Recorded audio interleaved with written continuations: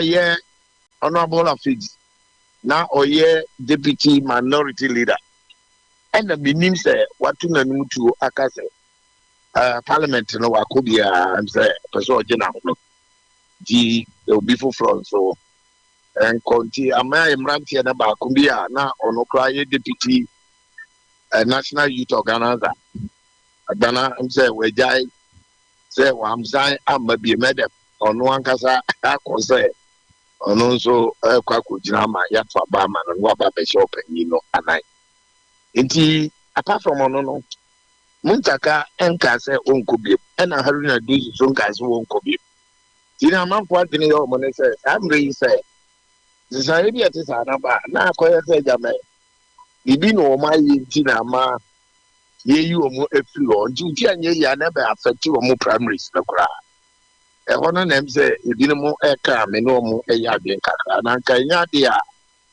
eye asem nwa anase enye asem enya asem dada eye ade a party no eye sa de to me exercise leadership yo ofa na chese we say no yentumi enyina so enka se bia based on performance enti na bia yeyi wo mu na mo party ni hihye mu no bra no ya na saade we koso na ebi esie enti enya nwanwa bra no bra na sa na no na make us ebe no so dey say ye consultation broader consultation me my national organizer that enti say basi yes sa leadership you to about 9 crack call a parliament or parliamentarians no leadership no kusia e bi ho ehunia enti a ehu be hia say be yes a changes ne ne keka ka ho na fe so emra ye be changes no so ya na ehia say ye no affect the fortunes of the party about general elections ni nyina ye take all those things into consideration nipa na ye do mo ba be hye nipa na ye yi o mo anan no omo modern say as compared to because ye team adwuma ne ye no parliament wo idi wu nipa na wu yi o mo no eza wo di o mo ahoode ni o mo muduro no atoto nipa na wu ni o mo parliament no and then because aye chinjeje ena say leader sorry so okasa eza ne kasa ne yesonko ebisa wonu na ye kandifo a wudi o mani enti bibi obebia no eza yesonko anya sonko a eno nso na kwa kofa asema enti nipa na wuyi o mo no yenya bia o mumuduro ene omo juma ombe no ho no as compared to the other team now onu omo si akan no wo parliament wo no say na tie enti so obere asisi ana manfo bi no mafrase compare Jemensa Bunsu any Atufos na bi no compare omo deputy body say afiji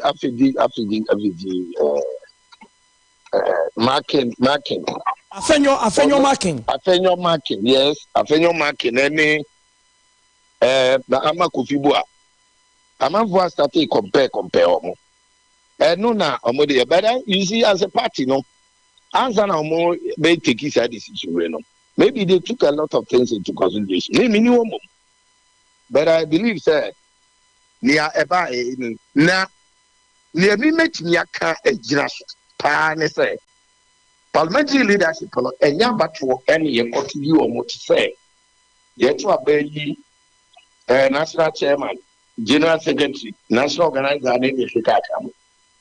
We are very sure say about what they be a year to one. Metie commentaries are a cost and a pay will radio so name a kikakamona. We are sure say and the majority of NDC for no and say near decision national are taking on many general. If you say what is a man ni penny be the more can or my dream no. Nanka yes I need pay no more. But who be some young Katankasa the nasa me chiremu any me experience as a national executive member na ne kekakamwa aka mfia he efia bi enu ne akwakoto aba Ndiga me mo madwi mu pa de enka hu hia se be change leadership enka ye ma se leadership na ngo ho mfa ye nko apatuo mu na nyame adom na nka ye to aba ni wie a ebe ye to aba ni wie general elections na America 2024 ebe to aba yi new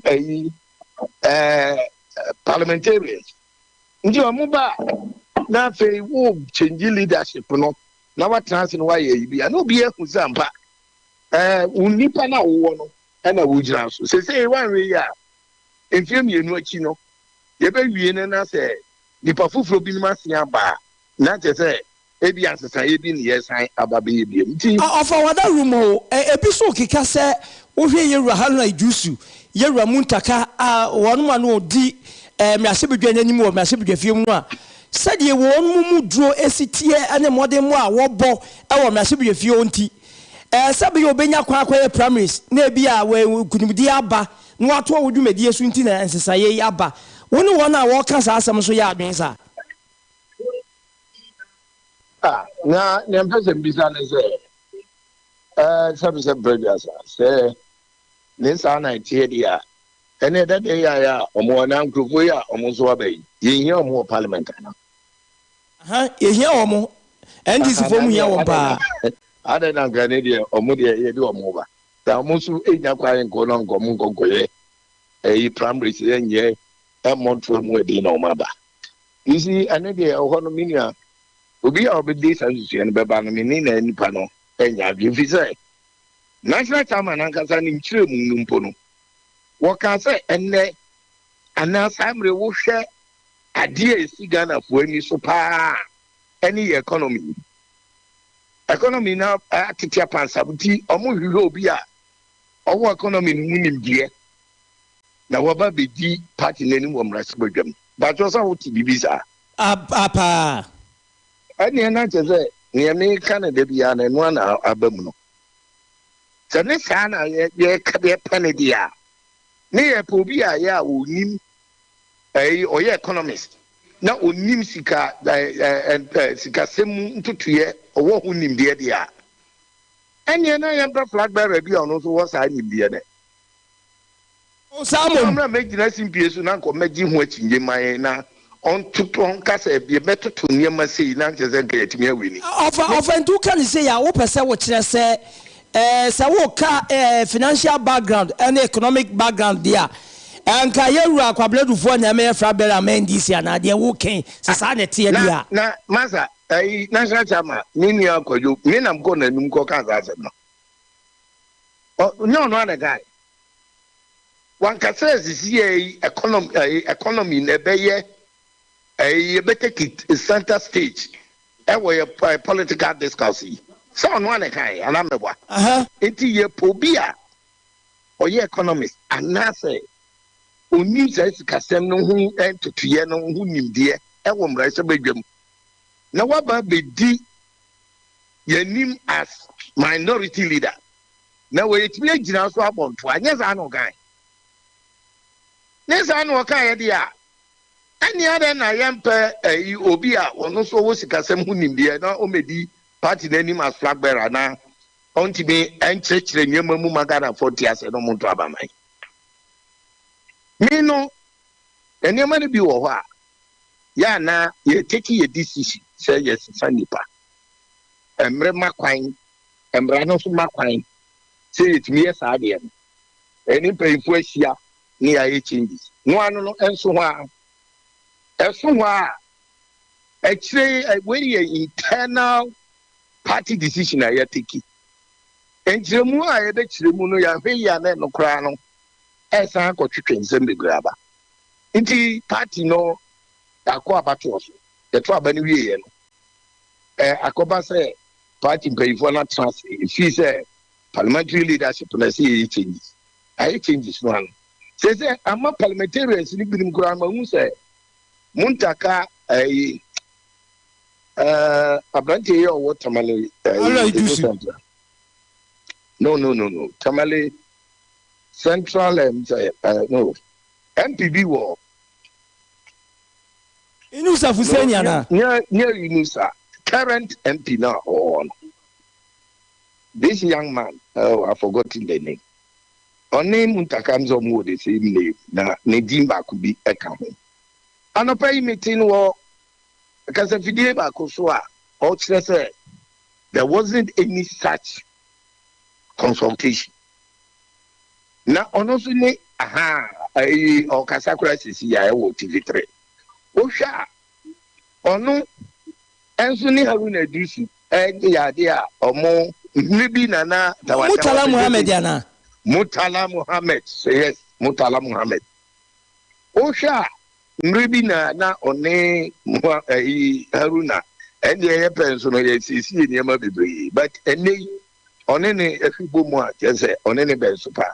Iti ayese kukuchiche free so as be catch us at Dentama we is originate to oka bibisa say there wasn't any consultations in on club I want na me have me say I say you tutu me can ten na you solve our problem we na anko fa adifufu bi am if you say abaya e tutu no regions in fact national boy you know, na machira neman kidigiti bi wo wa ye hwe eboa mo sogo yeso enini na yintimi a eni se yekofa nanka edibo kashi di ne wo bia na efi se sanzi sa ewi edi beba be haya de na se yebo modia na ewe di ifu this sign de e ba info no wo ho kwan se eso moye but no mun fa ne kwan so enye na fair explanation nso entas mu ma obi adwene ye ne se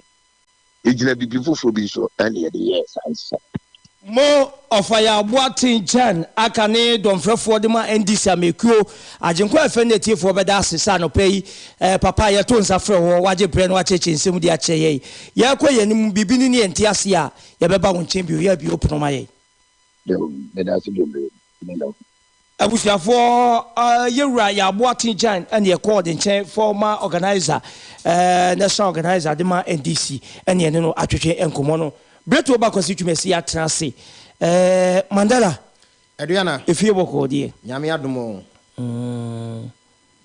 apɛ de ase wo felu plum na esifo oh enso ne say me hwe wo dressing no se die we yelu mu dressing se boges no ba se ya no on se hwe na yi no sa na ese be queen din fata na kono ti yam fa ne sa bia be fine chronicle nam de brosuo san se emreti ayen ti eyetew chronicle sa amre de ku a asie ewo mrase bedwafie dom kuma mu eno no wabeka ho asem wo se NDC'S eluna ene muntaka no modupu wo mo ewo ensem a eba no enso emu na wo se bongo ena sa amre de community mining wo so scheme bi yakwakọ lunch no ewo ho sa na ko wakrata eba new crusading guide won so kasa enso afa ho satellite won so ka coup in parliament NDC executive target Haruna Drusu ene ne keka ho a enti ko wakrata no aba adwaman show ni nyina no kasafa de NDC amanyuko aye enso ho na dodo no aso ebisa se we no ede ben ena nsunsuaso ena de beba ama NDC amanyuko nti ne de ye pese ka NDC amanyuko chitaafo nyina no mukọ na mukotoko wakrata ahodo obedwaman so nyina na dem de sole the new crusading guide eno ena samre de wono so o si shake up in NDC minority ena wasan ede ababetudwa se yewura alankwadwo kire maten samre de wo pese NPP asia ahene ani otu ahenefo wo mo so to aba ede ma no eno se so twedi ampokwa nyankopo pe na NDP pro kogine tumwa na wo beye Ghana mampania na so tu franka ama wo nkunimde ba woni asofo no a sese Ghana fo dodo no a ekan ho asem ajagoraja no ne ho ahwan ne ho ahwanum do mo ye no ene wo se woni wo mo ebehwe abom woni wo beye adwuma NPP decide alanchamaten in credit say wono so ba wono asofo no be san hwe abom ne enim se ensu a ye say gold ne ensu se ya na asofo no ko se eho ne ye ko bompa ya mansuo no alan be di omo achi no mo akwa ene ho nsem eno ntide ko wakrata ba yi nyina no kasa efa shikapwa asie ewo NDC amanko mo mrasha bedwafie na alan wo se kwam bia so no se NPP fo tu ahenefo ne asie ahenefo to aba ema no na wo mugi no be franka ama NPP amanko na nkunimdie basema mpenna ne asofo no be den ebehwe ayeden abom na ayɛ asɔfo ne bu man eso mo bompa ye nyame tie oh mpa ye de nka so mo bompa ye nyame ntie be ta so ma Ghana no ya mebu to se ye twe akwa gina mpa bo ne asɔfo so akwase ye nkwa homa so ye nya adwuma bi mratew ye kɔ na ye ne yewura Buama were assembly member ana de taka na assemblyman Breman New York electoral area ewa amanso na ye ne yewura Buama edin enkomo anopai miwura Buama wotemenka memo waten emwakwa aba ha ya Agyenkwa 101 na gasa fidie so akra minia mejo so anopai akra na efi ye bokode nyamada mpa ebo to nyankopon tia se de nyamada ma ye ho ye pa yo anopai ye ba wonche ne na nu nsem bi ba beto dwama Breman West agogoso assemblyman na member Idris Yaya ba beto dwase moto bi hun sensem mo bi kura be fole wo asem no aye pepepe wada ruma wundi mu bi di asem no se pa ne siti betoye mu kaka yo mini ameda se mefa konyan so na machia eye otikoko so asante hene kura na se tutu autosumiyenu na mada eye na Breman so ehne so machia no sanse sabi otumfo de asase ne dom eye Breman hene no ono so ma yen so ba bit 9 ne senti na o se me dia konyen so na machia no na me fata konyen so na me sanso so echia eye Agyenim electoral area Breman New York fo nyina so ene obi biara na edin so eka eye Agyenkwa so FM etiefo nyina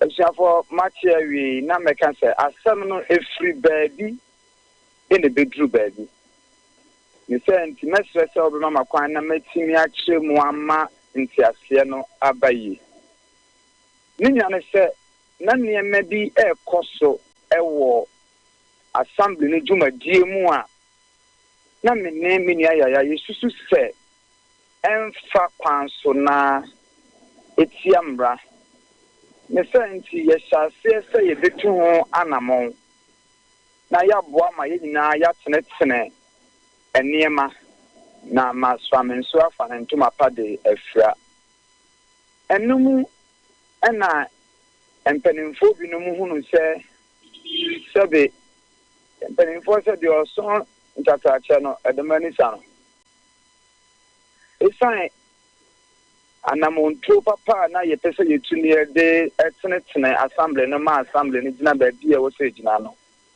ema ekoduru se ene yen fa kwan bi so na yen fan ka yenuanom anontum senti enye moto no mpo na shaase free se Yehudian monthly cumulated allowances yampaba yegusu toaso yeje yejuma besi ne se ne wo se yeye eno achi ansa na yese ne yempensem bi mfa nchekire obi ne senti ekoduru baabia edura na eni kwan se edru ai yede sobo na yehunu ne se nsuo nim na nsuo nso da so enyinam ekobo yenua yaya senka yemfangu nanim ase nanso so otufo enkonya daroma asanteman empaibo swamefo empaibo Breman West na go so electoral area for empaibo na Breman nkonya so tai akire nti York for empaibo Agyenim electoral area nti ye ho asan yenuane ewofie na so bi so na kakra metime akafa ho eno no mi wura Buama metie de wo kan yi a nya chese swame assembly no eno memu na ho ana ubi to me asa pepe na meka no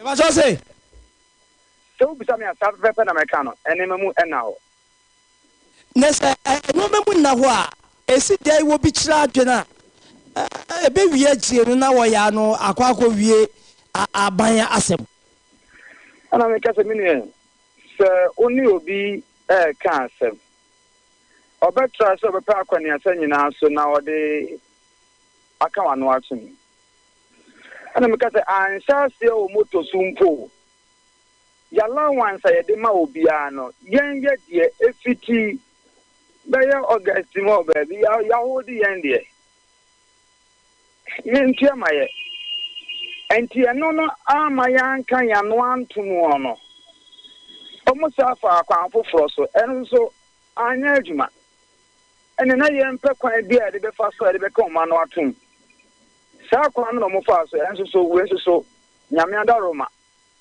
otumfo se ye nyina ne yankoma santeman ye mpre santeman puntu na be man so wo hwe bre man puntu swami angara so aye de teme no sabe yan de temo sa kwan so nti ye no de mpuntu ne ye pe nti no emfa ho ne ye be hye de atia ye betina ne yakone de age swami mensen de esi ho akranje se court sem no eto atwa na ninia court sem de minti minka se eto atwa ana minji ndi so se obeka se me se bia eto atwa nti susu ampa se ye de ye mfa asem nko court eti ni to de ko ye no na se wahunu se bia nema bi nko ya na se nto be ye fro no ye de ye ni hawo nemu ni ayo so ye nsu ye efamra kwan so se so ame be fa ntuma pa efra ebra nam kwa trodo ne ntia o my Ghana nhese ye be fa so ne de age so ame ne de asi ho mewura ye nhwe ni se nhwe se Ghana nhese ye ne mra kwa so nso obi gu wani mu ase a na bi a wonya wadwen se wu jemu ya so so timi si unipa na utwa ne damage momu de bibi sa betimi apim bini ameda se amse enu giase no mini ya na sa asem no koto no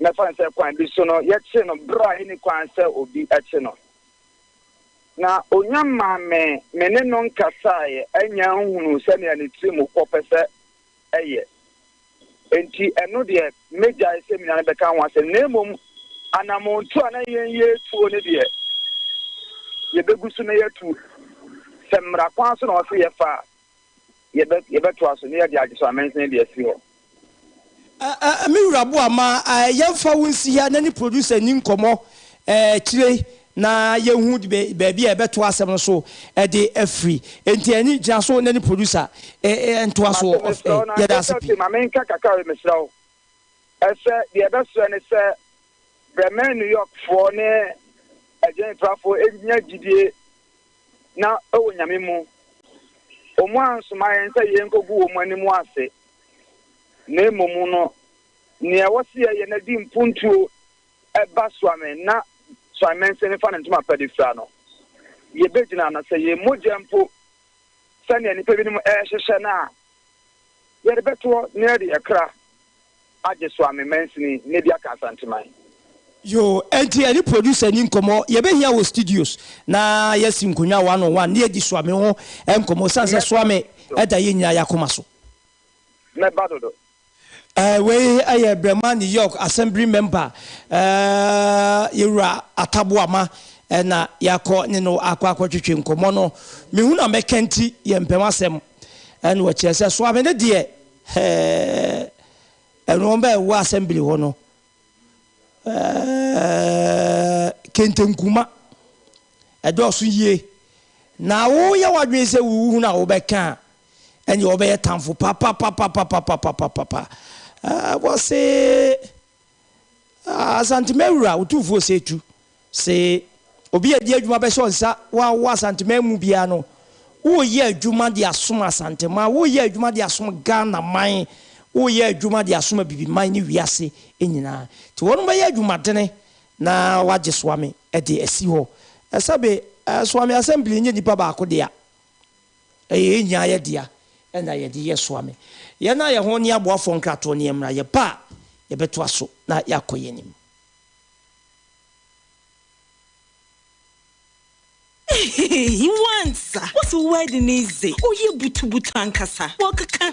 Messi, Lufat na wajima were you? Hey, malaria drew Lufat. To my wedding were your hospital. Sister, where I imagine there, few hours to my wedding. No Monsieur Semu whom I shepe. NKETIA was Mikuni. My husband is sick. Hey, Jemo Tornado. Nabas no yen. What's the water tested positive for malaria? No, never one for ambulance no one. Up ambulance.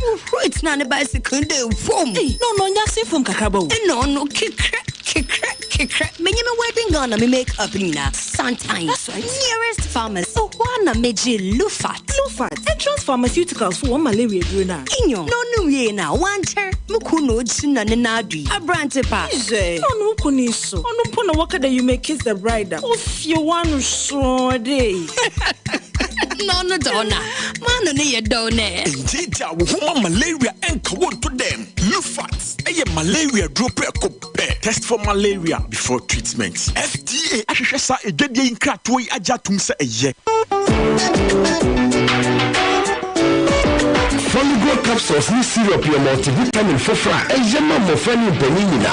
Iron, zinc, copper, folic acid, vitamin B6, B12, ashimuma. Foligo brama oxygen na yechuko yemuno. Eje jumeje na honam so nya hodi a ehwehwe. Foligo syrup de beda malt ne ewowo ne jama mo fra. Foligo blood building nutrients so won ne pama benefo. Emiketufo ni obi a wayare na hotono. Yankase.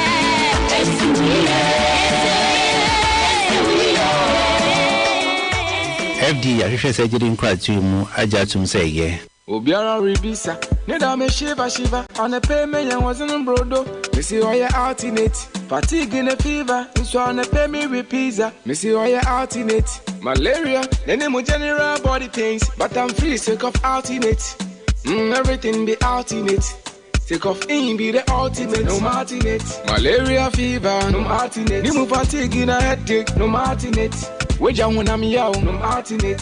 Pasta na lo ya, no alternate. Presented fuka, no alternate. Kaya yo you bolo dam, no alternate. Mano mede, also no alternate. Yo, no alternate. Malaria fever, no alternate. Nimu fatigue in a headache, no alternate.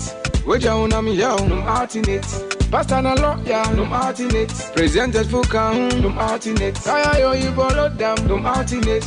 Mano mede, also no alternate. Yo. Rose, Frekitra ni video man ne bisasa ayefra no hihye no esisen. Bra, wo so abremu. Sanya manko ne kwaware ebre. Oyiri we die sa otiw ani hwe ne pa. Ni di machi so papa. Aka 2 days pe na wedding yedru so. Ena. Hwe G-Code relief tablets ibinom na ho nto wontem. Wetimi ama iri wedding case. I don't know. Cold relief. Pepo so no kokoko. Etimi a wangitenkete. Uchimu yo dududu. Ana hwene mu so ne su ana so hwene mu asi. Cold relief. Ebe relief wo ama ho atɔ wo ntem so. Cold relief. Semanhia wa enkambetra oba we hu saa so mo agam ho akɔ. Awari so. Don't know. Ubenya cold relief for pharmacy bi eben wo mu. Etufonko Tobinko Limited Kumasi Sports Stadium echi. YF Brono no so. Telephone 051 38966. Cold relief. A relief mentam so. Hey, you kiss off nego. Kiss off. Ada obana ho fa no. What dey call hospital? Da bi o bema. Mani be busu mi ensa mi hu he. Ndi akwara na dimne na kakaka mi kokoro makwaya de. Wani ya o ya. Na chese be busu mi ensa ne wani hu no hwe no. Wo wani ni nti akwara su ku mo no. Sanya sa mi su mi ntimi nko ba bia. O ton wo ya de a na onya no aduru. Tie me. Hwe. Ofen so na Amazongo masalachi no ho. Eho ana malam bi wo. Se ni hu asem se de na me de mi hu ntam kra nka akwa no akwa su ku mpa akotwa. E de nya adwuma bi yo. Malam sidibe. Oh, na asem no kra de nwanwa. Obi amfa na ni ya de nko ho. Ensa ma na chida. Ofen so na Amazongo masalachi no ho. Ana malam sidibe. Oh, se ni no efri nsuo. Ekura baso. Ana se efra kra. Bia wotenete. Na de nwanwa kra nso ne se malam sidibe. Enya ni hu nko adwuma no wo. Sunsum mu adwuma ebi ka ho. Obo ana sunsum mu ne yatama no. Malam sidibe. Ya o na Amazongo masalachi no ho. Sa wo pa wade. Wo pa adwuma. Obo ha aburekire. Ono nko obekọ empraduasa ne nyina ebesa no. Ebi ahwehwem. Enti ono wo kọ ho ate se wato bo ba akwakum no mamienu. Ne telephone number ne 0266 66 66 68. Ana 0240 99 43 62. Malam sidibe de. Ya ne no a ne besia wali. abusafo da masisa matwe ye ni agye adwadi nkrato aba na yenko aswase ne ne sa akwade pepra nkodi nkomo amane boba beto dwa se ensachaya ba mrahye bedwa fie mu na NDC akanifo a oda mrahye bedwa no anono yasesa wo mu no wuko mfimfim mantemu a atofosin na busuafo ne manfo ani agye wuko aswase ye kwa kohwedi besi wo ho hello sa kwade akura de fie bokode hello sa kwade ya hwese ye de sa kwade pepra ebesane aba homa no eso na ye tie di aswansefo wo ka fa yera mutaka mubarak ono ye tsene de ma NDC mrahye bedwa no they say ensachaya ba ebisi se be ye ombenya kwan edi wodwuma abontoa isanse won mu hia amayuko no pa yi ebisi wo ne so omuso wo maka no wo mu nyina ho hia na ye hwese ye nsabeka sa akode pepla fifi mantem de wo mu ani age pa se ato forcing adwuma waye nti adwumadene ene neyi ede no akwa akwohwepo esa no yanko sa akode pepla hello sa akode hello sir. What do you got? Jo. Ano pay fa na wo de na ekoso otwafo ni cheye. Ejo ba ba si. Me ka se na be tim e wo asoase. We yani enra e bo be ye donc economy ni so ana eye information bi so eti MPP omo eye national headquarters BP mo e wo omamu nyina epa achese ensaye aba omo mpaniko a NDC anase MPP NDC okay NDC jonaba yes ensaye aba omo kofo mo emese bejafu se de betimi aboa ama 2024 election omo be kono betimi adinkunim ababeje abanya so abetran so ababetwa amembo so itekoba se re se nipa ba ko a ono so o asantimante mu abako akwa adamu so eho ebe mutaka itekoba se re se ebe pim so ewa aso so ye se akoba ya kasa na wo manfo a so disipline mo so ewo aso se le musi hu ma mo anase akwakoye ayeho se so de amomo we nya da kaya aso no maka se aha yo kaka ye mutaka ne chairman itemiti o maka se so jadi so ye mutaka ye ni ko na se le ba ya fi ba aswase anase se di ani ka ba temu wa ba ne ye ka temu so ko bisa so ya ko dai mo de anase e do ha be bre sa ti na aswase no o ni mo ko ba ko tan so ye le mutaka se le tra dia se fitie mo ji se the time mecha ekifo ama mo machi na nyoma esi o party anasa nsema ye tie no e fa changes na aba party no yeah in the modern of contemporary politics changes about bibia is normal in fact say be funny but adia ama say Agyenim chia kakra why this time and also share party no communication or more communicating Emma Plana. It's disrespectful. Because more parliament in the Quran. They didn't know anything about these changes. And say there is something free about these changes. And then there's a person you know who the changes or make the say vote as Madame Doya any Kwame Agbaja. About voting for someone who will vote as Sigma NDC. Mention this apart from constituency control from more vote power just will be a new NDC. Organizing your front, actually, at least actually change something. So, okay, we modern one for a parliament. Obianim ahodini nsa omodiba nanti anymore. Why this time? My Agyenim enye clear no. Nti akọsẹ again I will as one say I want to American one and some of us what about American. Well, yes, generally or more. Say, or decision or matter, Asia and they should go back and rescind their decision. Abandon their better, but in the end, you are moving or we are not being treated fair because we share changes fair by our own say. They share the Zongo front to be our Nantian and we share the Nantian. Or we are the highest giving vote people Zongo people, which means in the make there is something fishy. Will this say Zongo for 2 baby, until no share political party anywhere. The number of Zongo for now, the good baby, we use our check for Nantian. That's about Parliament. As a member of the NDC team, as much as yes, I think it's Pacho, the maintain discernment the peer what on changes party Aduanaba into Asawati the anti changes in the Unity Boy. The anti American is an say. This is not the time to effect such a change. The leadership of the parliament for some time now. Any human my amana could be our Mugu Edumanano. And to say that change your Mukarana can even say after the 2024 election, apart no upon into my partner. It's if a teacher to be say that is a year. But this time around, you don't get time in here, very wrong. Can't be no so. So all the effective changes I was a parliamentary caucus no money. Most of the parliamentarians are saying share. It happened at their blind side. The party is also saying say money. And this is here at the Sintoka Krebi at the bar Muntini. Last in the national so all the effective changes say I was out to me share why and I was having here at the neighbor. Because they went in the minority chief would be or bet me I'm mobilizing the fund, tell me they are the taking decisions beer, or bet me I get them upon decisions. And especially this time round, look about if parliamentar, said the Ohio Cashier at the bar inside of the party.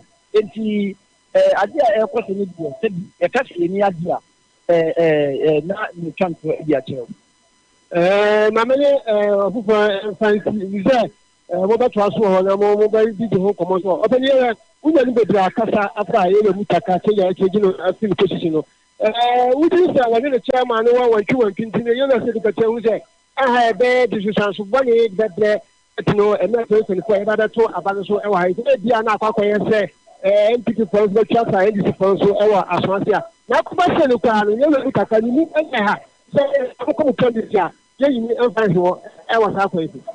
Whether enough power and I'm more NDC leadership anything to pay for IA against one of Muntaka. Now, minority leadership position or Emma Muntaka any as one constituency have been able because the air force say a party in the but you see. The Obi Esta as air far. You don't complain, you join. You say, and your papa wants to come and reduce the leadership of NDC. Our parliamentar. Now, almost say about support here, not to treat them the way I say, you treat you on. We share the politics. That's the when you're a minority leadership.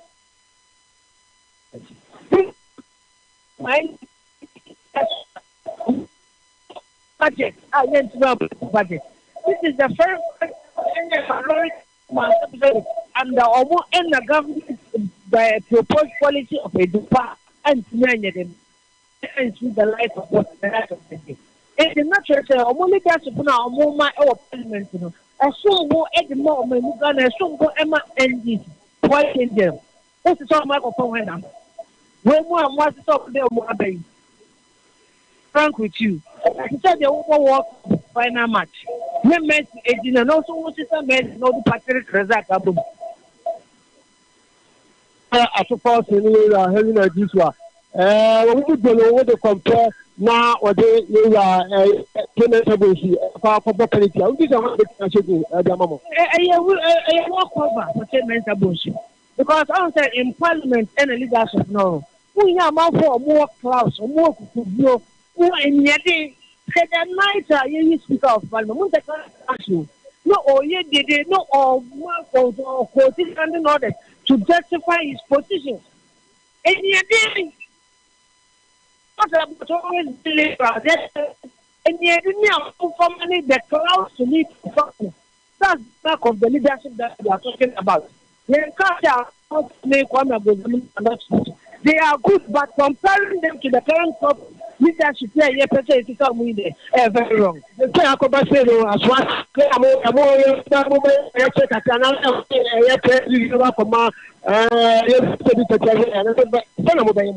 the entire constituency body in India, and so the media from Boateng and Kabatu. We are sending this signal to the national leadership of the party. Say, party no want to be international and remote control. There is a multi-station. We don't run back that way. We are from never without grassroots. What's their take? How do they want us to run the party? The DCVB is part of the organization. Reorganization of the constitution, man. But they know parliamentary leadership are talking on. Say they are part of the organization. But I said about the BC that now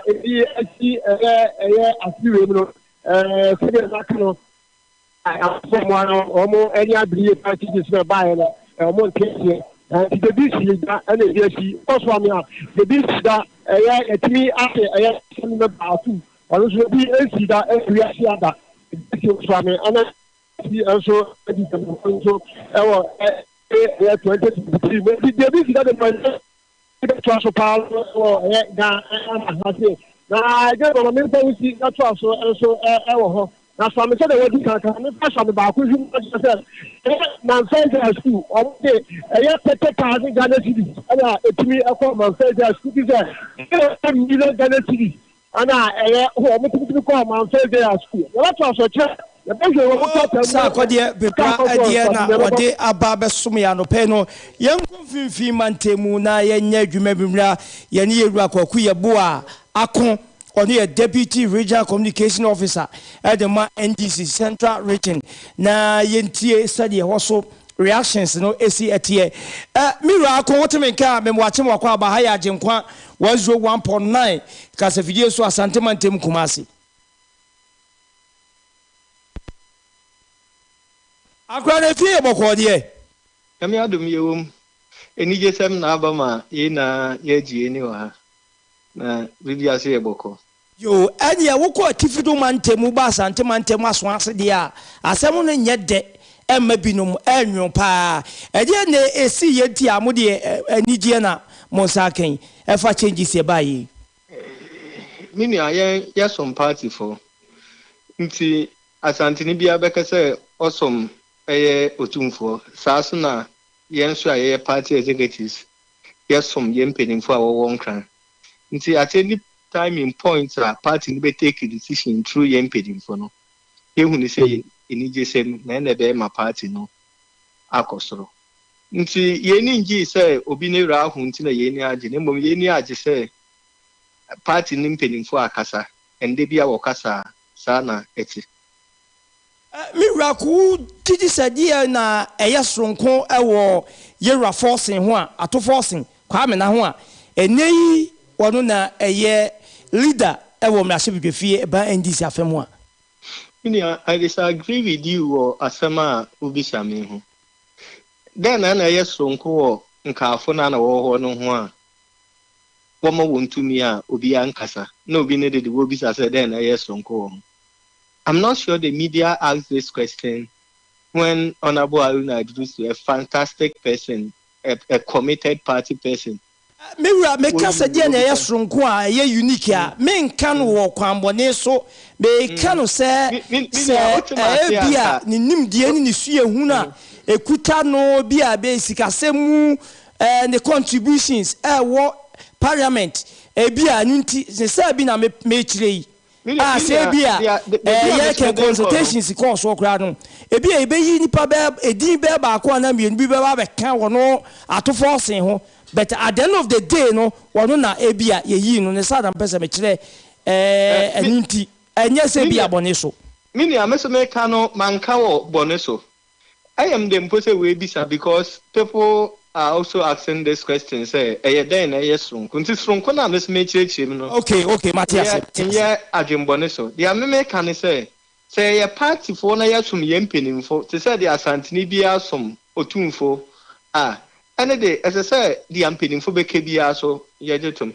minia wonga we you honorable Haruna do so honorable Avadi na honorable Muntaka then yes so say one of the first parliamentarians are why the leaders of the minority bench no correct Mekai 2010 honorable Abamba Ben was the majority leader. He was pulled from parliament to join the executive or by a minister for works and housing or health if I can get it right. And at any point in time, no, it's a sign of democracy, no. This is a sign, but we take it as Adia Abba Ebema party narcos. So we take it as one of the sign Abba party. Ya said this support to be out here no.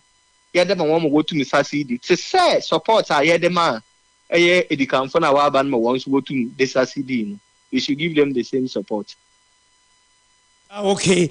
Yewra would you say yewra ato forcing sabre ya wodi dom wanimu e wo mrahye bdefie mu no bedu brebi no said the NDC amekuo no eni ne titafo hwe nyina no obetimi edisade ni mu amon saka mini a appointment it is our body say be minister the position can be taken from you at any time if you are not able to meet the threshold now what the amount no nti say edu baby na mpenifu say ye de eduma no ma on abo ato force na nkrofo based on this threshold na we ntuma ya once we tumi gifi wonsem let me put it on record and fa ho say obeya akwawie edu baby na onipa na odi position ma no ohun say de bia wa ya akodu na ye hia obi foforo ma wa ato aso a and I'm say democracy na ye party ya eye kebi na menkebi na the first time onipa na kwa di position no ohun say it can be taken from me at any time. No,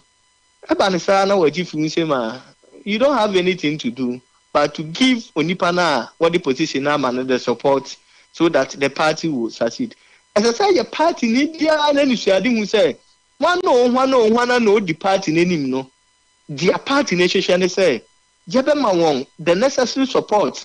Ma botaye si we ni so no abem na dem botaye na si we ni so botaye si we ni so no say what be use to parliament the aboa mankunim di a ye hwehwe 2024 no yensa etum aka so it is not even about atoforten me share honorable amabu aho na ma share honorable agbeja ho me share the position itself then ye na ye be ya ye betum ama the minority leader the deputy minority leader and the newly appointed minority whip ye betum ama won the moral support the necessary support so that we be deliver ma 2024 nkunimdi a yehwehwe no yen say to maka only focus not the individuals holding the position but when you come to competence nobody can take it out from them and the national chairman go TV so and many of the airwaves ochirechirem say o should be a party no direction eko o should be election direction eko o should the trending issues in the country see awon ayehia won ma yede won aye the leaders of the minority bench and I want our wounding. And I think we should all fall in line and give them the necessary support.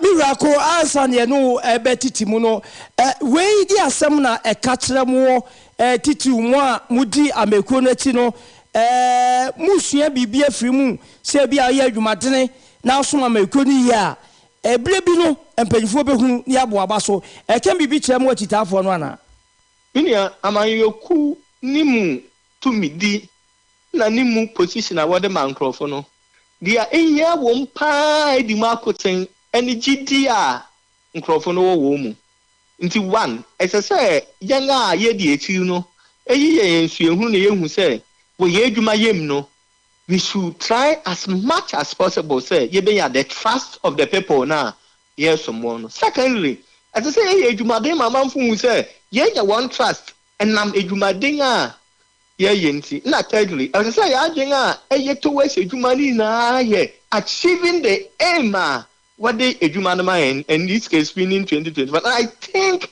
mpanimfo wey you want for free party ne share wa ho keka wan adwen mu and one bia wo ye mu no they are heading towards in Yama Miensa Yama Bubosi and into the worship. And as a young person, Mr. Metasa Onabu at Forsen, Metasa Onabo Amabua, Metasa Onabo Kami Abuja, Mr. the Abesham in crime said, maybe the one Mune Jumadina, Wayan, Wayan, I mean, Miss for me, yes, Jumadina, Mpasuaso was on Sabitumaka. Amira Kweku Yabua Ako we Deputy Regional Communication Officer NDC Central Region. Yabada se sa no pay ya to nsafre wo waje brenya da ya cheche nsemu dia cheye ye kwe ye nimu bibi ni ente ase ya yura yabeba wo nchen bio. Mini ansa na meko no mechia me regional chairman Nana Kwesi na mechia me boss Nurudin Abbas. Samanya Sadia nka oshia mo be fine him because you need to miss so na Mpasuaso na me nti se manya Sadia nka be fine. Boss Abbas ichia anapenya menka ho na omo wa hodin wedwuma oye na mu. As ye bobo ye ho for victory 2024. Mo ya beta se yewura Kweku Yeboa Akon na yakọ ne chen no akwakwedi nkomo ha ya jenkwa 101.9 na yenko ubetumi aba yen Facebook page ne so Agyenkwa FM Kumase 101.9 Agyenkwa FM Kumase 101.9 YouTube Agyenkwa FM Live YouTube Agyenkwa FM Live na oba wa like wa comment no wa share ne wiasinya ate de wo so wo de eboa ama omana fa ne tampefra anope mi Ebenezer Nyameche o social commentator chicheni akra watrase oba be so ne man Mira Abdul Wahab ekasa de ma NPP amekuo no akra wonso atrase ye hwe animu se ewura sita ASIEDU so baba betrase na wabesom ye ne man ewura no matrase de ma menko won mo chen e ma won ma che ma won ma kwa aba na memusa won se fie mpo etisei Mira Nyameche Aduanaba akra fie boko de Aduanaba katrama da bodwuma moje di ho afrisan na se sidem menwa wa have da bia wo ka no ya me de pa divine selection ni bi aso ya so no asedan kuto ne ebekọ so edama ewrade because enye nipa nyina na enya nte se de menu mienu yenya no bebre no nke ba skani ahofe na ebi animdi a nkomo obi chen ye bet menu mienu ne etiefora ne akonya nyankopon de amayen de na no pede beka de se asedan kuto ne nka tweri ampo nyankopon won kwane ahodena ode ache menu mienu. Okay Mira Hab akra efie boko fie boko seja na no pay say nso ye kan ti asifo no sa pepe tina ya te se ye neighbors fi eja atom kakra oh nkafra bi say neighbors ni NDC eti eja atom sana ito mu fi eja atom kakra struggling for power atom ti eja eno na ne anopa die ayese ade a haye ka yawu no hu se eja atom ana se atom be se eja atom o ya se ma ye kan sa nsensem o wonam radio so ne mu mpanyimfo toto bomb se de ba park mo na de o kana o maka na enso ya adwene de emfa sa o bi masa asambi wo ani po bu kwase obu adwene se ya adwenfia na wa be kan tra sa de akọ asante force so ya nta jimeni ji o mo eze ye de yaso etie no na ye de ni so ya FM tie de ni fam atimi sa akọ obu ya kwase ya tu wani FM wo na ze nra wo wa sutie wo sa de wani FM ma sutie na me di meni hwe ni entontom e kan de na eze obu on shedan kan ebi sida ya sida naija eze did send NDC delegation so duo bododo wa ma ju woni so we prelims okay prelims pani yate Mira Abdul Wahab I don't know Mira Ebenezer yanhwe na no krobia Asante Technical Institute ababeto dwasa ajusuafo no mentime wanse bi bai omontimi enkura wo mu emudie mu ama ebufu a ennim ne na ba no akohu na jabai nam so ama japade asese court remande won asemu yi ba ye you can ekobenkum kan ko do kan ko nifa kako ye bisa na no pani say afedie omanu mbra no ye adwuma menka se bia ya remande wo na chese wo mu difo ana se wo mu dibem ana se bibia etisa na emum de ye hwa adesua de a ebefiri mu aba se bia ye sua bibi wo machira nkoda na aka akire no sua bibi awofo no bese kire wo ma akasa de akire wo mo se na nsem no usiso mu fa ya remande wo no mu ewo saadi omkoyeye no Aduanaba na say child right for bebem human right for bebem say ntwaye say remande wo mu ana Aduanaba as usual ye nya akonya say there was say chia adofo ne mpanimfo bi the be ASIEDU ameyen ma mencha me papa so our sires of penino NDC'S of the truth ministries ano waterfo adompum apostle Samen Kansa daddy na no pay ma praise the Lord baby I will be na mechia Dr. Agyenim Boateng jataba wase na no pemidri ha mencha mu nyina ma no na ya wo moni tapanti Dr. Agyenim Boateng jataba baby na no pay bi yaso wo bia no mechia no chia chairman odono koku apia na mechia chairman Nana Akwesi mechia deputy minister for education Reverend Intim Fodio or the boss Dr. Yao Osei Aduchum what ya pakemu ba ye bompa ye bi abrad mate ne de vice president de drew the so ye pede or competent there Dr. Yao Osei Aduchum ya chair na no pebe baby on so e will be Aduanaba for God being so good menya kwanya di student and nim pen na student leadership so there rema kakra na me carry way back answer na me be senior boys prefect to Agyenim senior high school no me predecessor na nka we say me take over from him one more time demonstration see Aduanaba student demonstration and as student centers to call their chere o man can for the first time EBC or yemen but I did my way a little bit the normal almost say now a was solo. But Aduanaba, there be an ASIEDU a young shiny fall by an pempens or hini free ever.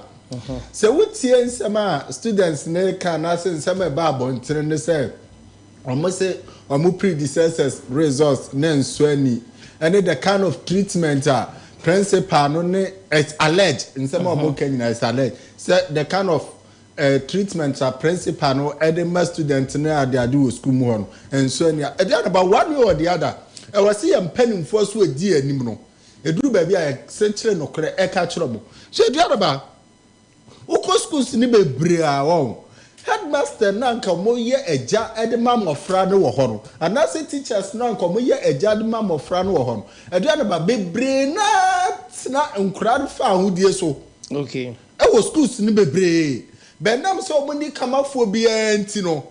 No money I saw more idea ya will be akọ.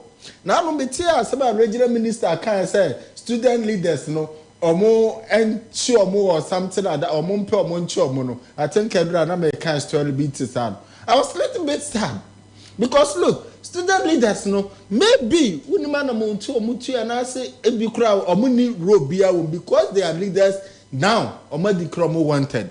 But at most times, Aduanaba, you must say even secondary school student leader, they are on your free. They are on your free. Apart from maybe a dining being Bakwa, say table near 12 for more than year 6, and I say, maybe a more than 4. They are Munya Eddie free student leadership or secondary school level. But as some way by or more you hold more responsible. Me, I think, sir, principals, so they are not need to talk for man. Me, minimum crab or Muko school. So what do I need to talk for now? And some be no more can. There might be a truth in it. And see, minister, a regional minister, or investigation bodies, no matter taking this matter up, or when you deep investigation about the issue.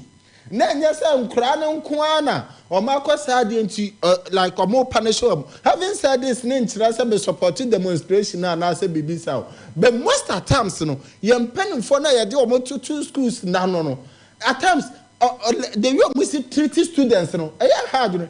me kai we back as me say do the video example then tap senior house master so that cover fire mass demonstration in na here dey e ba here because of student senior house master new student what be the aba bad year student that should be no dey both student mu the more na wo yes na a bedroom le bi no ebufo ne ye obi na wo ja won kura ni mu dining naturally say wo be hu say e was say nua na omo de man kura no kura mo mfa mo prep na omo bu kura ne ade e basa na wo yes na wo ja e ye obi wo students ni mu before being students and before being student leaders before some of the courses are secondary schools in demonstration and fiti prakopo enable most at times crowd come crowd teacher be crash and crowd because and normal be some senior house masters some headmasters principals the kind of treatment man cry may have some crowd ya titibi is alleged as a principal who can some crash that no do at time okoko some tro kra wa hwe ya no obo wasum ene de akeka ho nti wo yesa na ebema enkura no eyawdi bi ayeden abo mu nti de akoso ne de mesre se kra be aso de hye tivet ase tivet ya ye nyina da bia ye ba ha ye de ho abodawura ye promote tivet office no na say director no endra metie deputy director of tivet I know say almost the investigation team your proper investigation. I think that they should do it more. Most of the secondary schools in him, I was so money to form district assembly, that second resec near the adeno. I was sent a two investigation team. A school more no underground investigation. Of course, school now one more district one. It's all things equal for the students.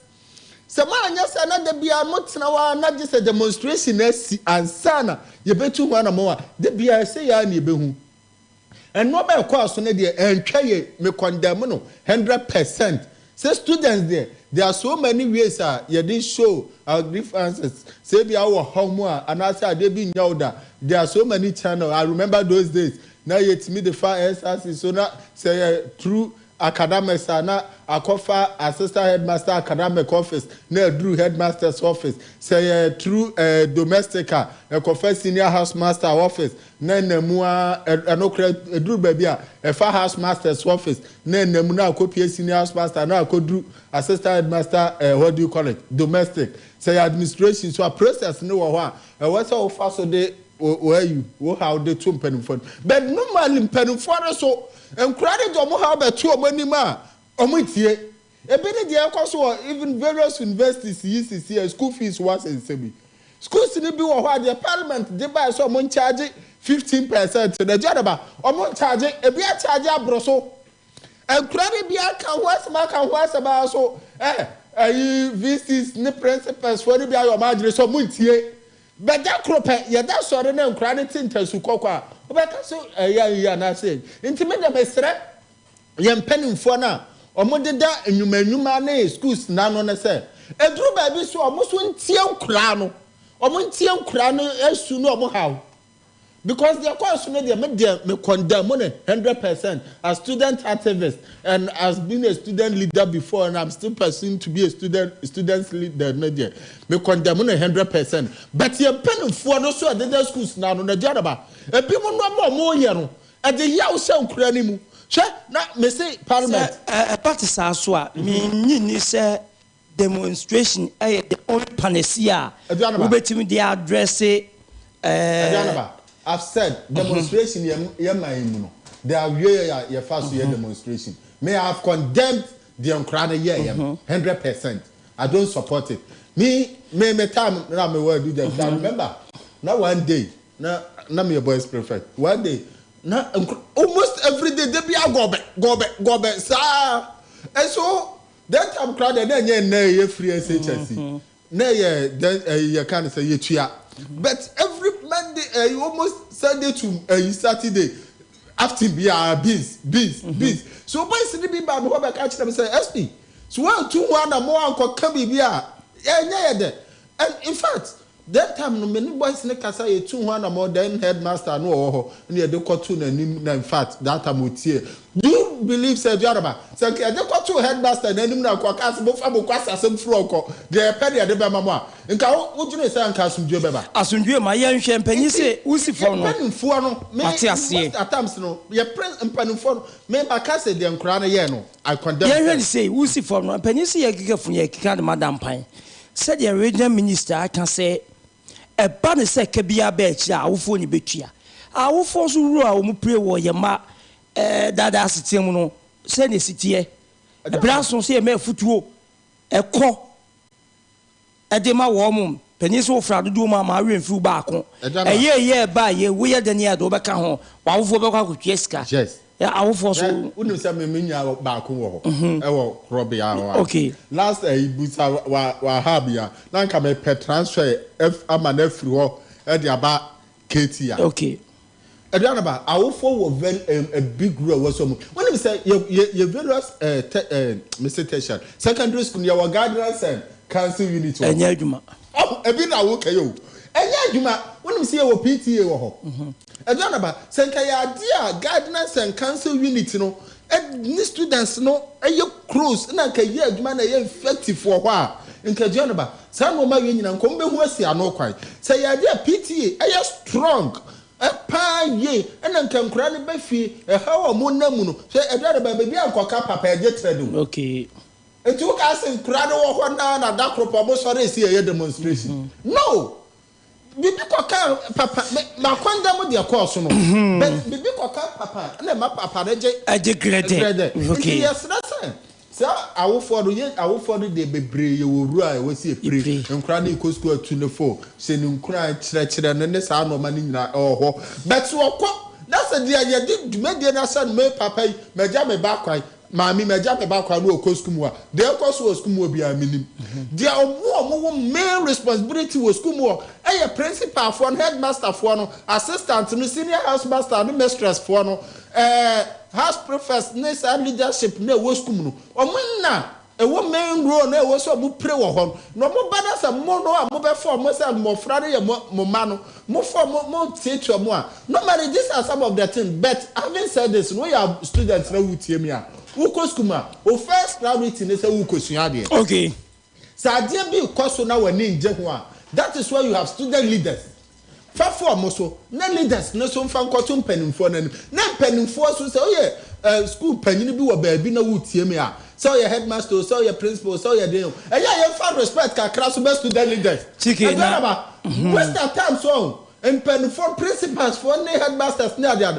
you say I'm very emotional with this to was na Ghana say and we have been pressure microphone need die ba kokura best student leaders wa jure say wo ya akura na oba to aba ma on dey but don't forget say nkura no wo mo leaders no mo gidie into no mo di 2 minutes here there eso me say Aduanaba most of the even we are secondary schools most of the tertiary institutions na open my reporters are now say microphone konko investigation check fees are almost more dia Parliament approve 15%. A big jibro, sir. And here, your dear was students move every one share that proper. No master, no my demonstration. And here, Beneza and Amichano pay. Menana was shitty papa.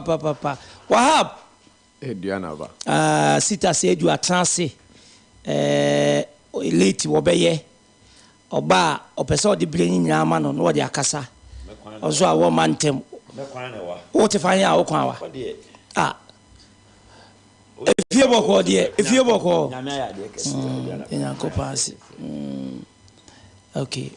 Why you prove your Yama Franco Sansan so dress? Oh, catch no ye catch beer. Sir Swami NDC for see a hen for a penny power, dreamy pound. Epe obia owofom na openi peye dia Frank Usuansa AK Red Bone eno monto abamfama no edika aka say crash no wonya maye kra no minimum or football team a first sporting time and now cooking fires and the prayer ho okọ aduana the prayer ho okokotokwa ni prayer ho amano ne de mai na se ne tintin ni tie mu no che so you be a resourceful as be a on konkosese ska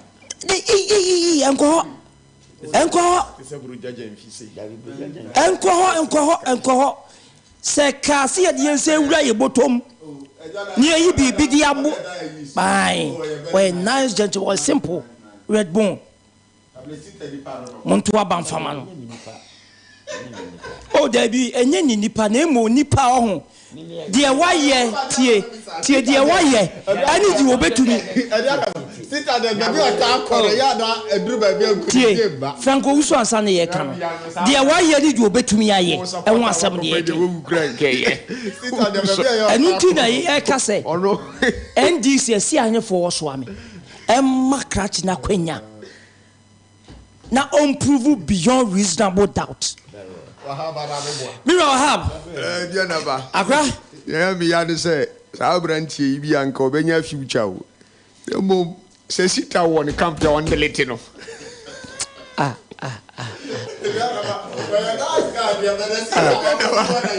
Aduanaba.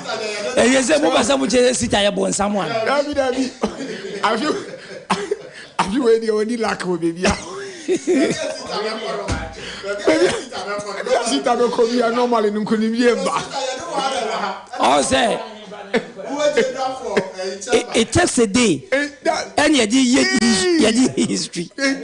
Your man for you now. Sita. Ya go see for out of people 23. Now Reginald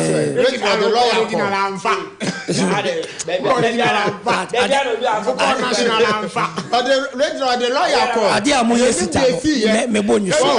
Ya wo ye G for C. Ya no ti ya G for C. Ya we ye let's sit and go C for C. Answer na omo ko yi no. Sita no Pablo. Pablo ja jemfi pe proja wi. Osan ko now you been saying C for C. No only do. No free. G for C buy I'm say ka. Di ma ya wo su bi o. Eti ko we dey only lack bi. Better hadie. Akeka na ye omode ti mo mon keka bi dia asaba o kai kwa ba mo say o say na me support Pablo. I've never supported Pablo before. Me say Pablo support obi ayeka. Pablo me support with Franco Usu and Sanko on the little in time just I presidential candidate I'll just vote for the party but not him. On say me no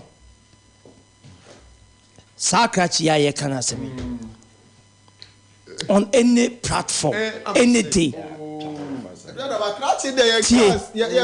Frank Usu Ansan aka Redbone on any platform any day me baby a mechi bia me campaign dia baby a mechi bia me ka say ya to abama no me yam na so betwani o da enko me ka kire ade sedie ana me de ma esi ahene fo wo so ame NDC a me kwemu se nyankopon ya adomu a ne brado so a Frank Owusu Ansan aka Redbone omonfa akwanya no ma no yenim de waye de obetumi ayo ebeye ya Ansan free na fa sa akwanya no ya fa sa akwanya no eti dia o kan no ya fa sa akwanya no ma no se sa dia it was self free ya fa sa akwanya no ma no eriana ye dey cry ma se ko ka kire sa brand ye ni say ever sit aside menye tawia menye ogato no menye abusia ni nyaka ho almost masa wari abusia ni nyaka ho Wahab ya hwe enkodai asukufuo ya ya ma ye ofa ase na nanom de nuanom a ya remind wo mu yi asem no wuso mu sei kire ye se yakoye miensua bibi sa adesuafo awofo yenye afemu de achechefo yenye afemu de sabayi a yenya biu emano enkose Aduana ni edi kan no mamenchia His Excellency, the Vice President of the Republic of Ghana, okay, Dr. Alhaji Mahmudu Bawumia, okay, the BBR Dr. Aduanaba, the presidential candidate in waiting the confirmation day. Oh, now say, me say, as I will tell Busa, me catch you the beer. Even if doctor refuses to come, you didn't be back. Oh, sir. You see, I can say, yeah, what was Chicano? Oh, what was you? I had the form na money. Hey, my party in the area, got time form the Ama doctor. Sir, so oppose one poor because the grassroots are waiting for him. Everyone can say, oh, media, Debbie. And you are not MPP Nibi can say me say Justin Frimpong could have been we need. And you are not MPP Nibi can coca or no about chairman so Lucy or Lucy youth organizer. Me call coca me we need and me Lucy and me call we need Justin Frimpong could me call we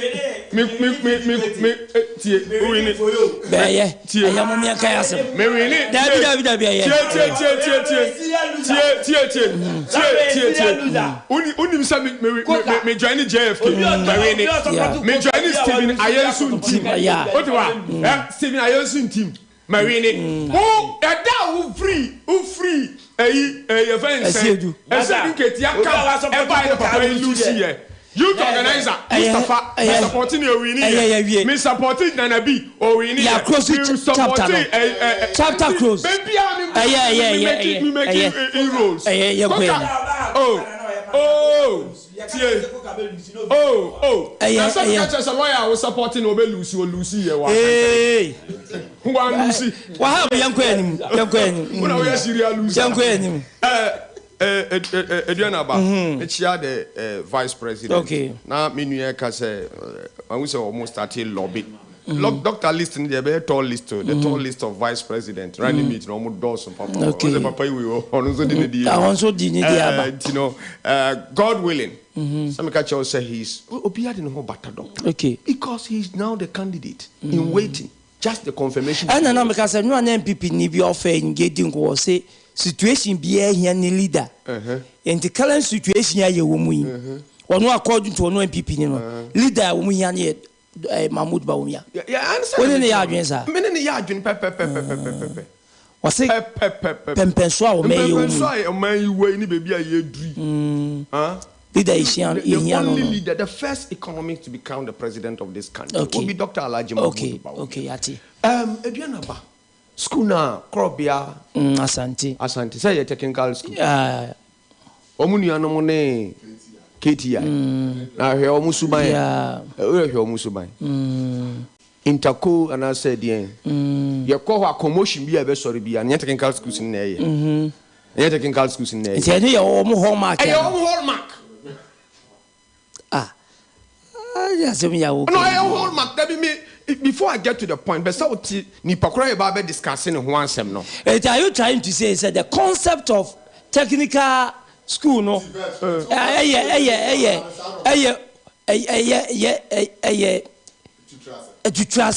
they are hysteric. They have claimed that accolade for themselves. Oh, sir. That mantra no.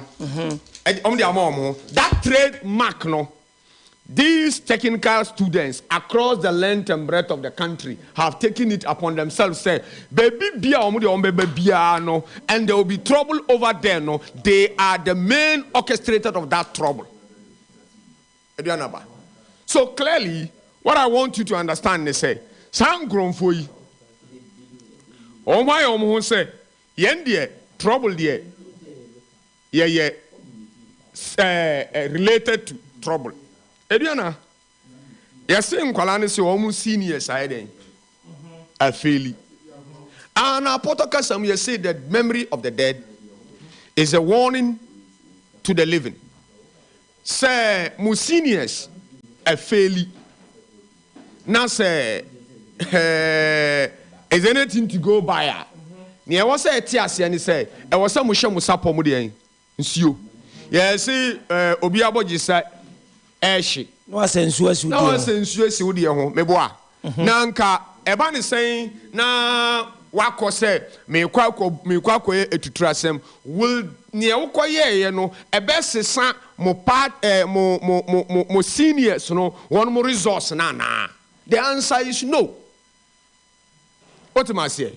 Mo seniors no ebia omo ye mo life ye bi sa ye de technical for ye unstoppable ye nkronfo ye ntimi control ye ni bi na omo de ye gi omo ho samba sa na ne asema mi ken omo ko chiro exams elusi ye el faili ye woefully. What am I say Aduana?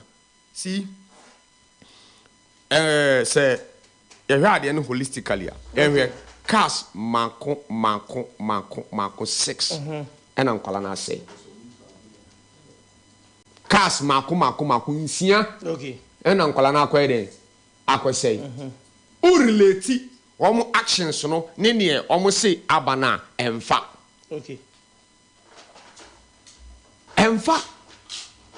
It is very sad and in gwasie kesiye pan edi man kwala na omo maame no omo awofo because it boils down to the fact that emra nkwala no enya free education e kono one want to omo fo sir absolutely arope also can say bio no I'm telling you senka nkwala ni bi omo maame no mutua sika na omo call ya okay Matias nka omo suban a omo ko dan edi wo school mu ho no ko omo dan edi. Na se ufri fie na se uko school a ye won wo counseling na one kasa wo parents dey ye den e dey cancel. Then I recall my days me go school. Then time na sika me maame me parents etua ye me kono e china na me de me chop box ne me bag ne me bibia be ko campus no.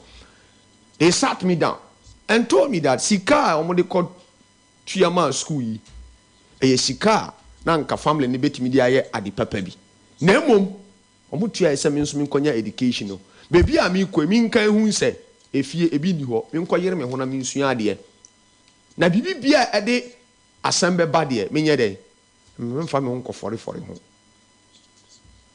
because school go be jai school no I left the school with a big name as a sports boy na me ball me tumirika me volley what am I say long jump. So I left in my school days, me school, my house, I left a very big mark because I was virtually an asset to the house. Me got 2 years. Now me one corner house. Now house and the inter houses are now more. Only 3 people in the house changed the scenario for that year. And since then, you better first say we left the school and we joined the school team. Nti no sa otie wawofo efutuo anasesa wawofo ntu for panas oba school you wouldn't go and mess up in this way. That's my senior failure. Let's just say there is something wrong with my senior. I was having fastening my belt. No system can frustrate you. No school be anywhere. And now the headmaster and I said the principal of that school now failing is not happy. Will he be happy? Grade in school now, it will be one of the worst performing school. On a Kuramponi school, many parents will not want their kids to go there. And no headmaster, no principal, or person in school, ebe failing. It is never true. No headmaster will frustrate you not to pass. Okay. Obia percent school are also pretending over no. One be performing marvelously. Okay.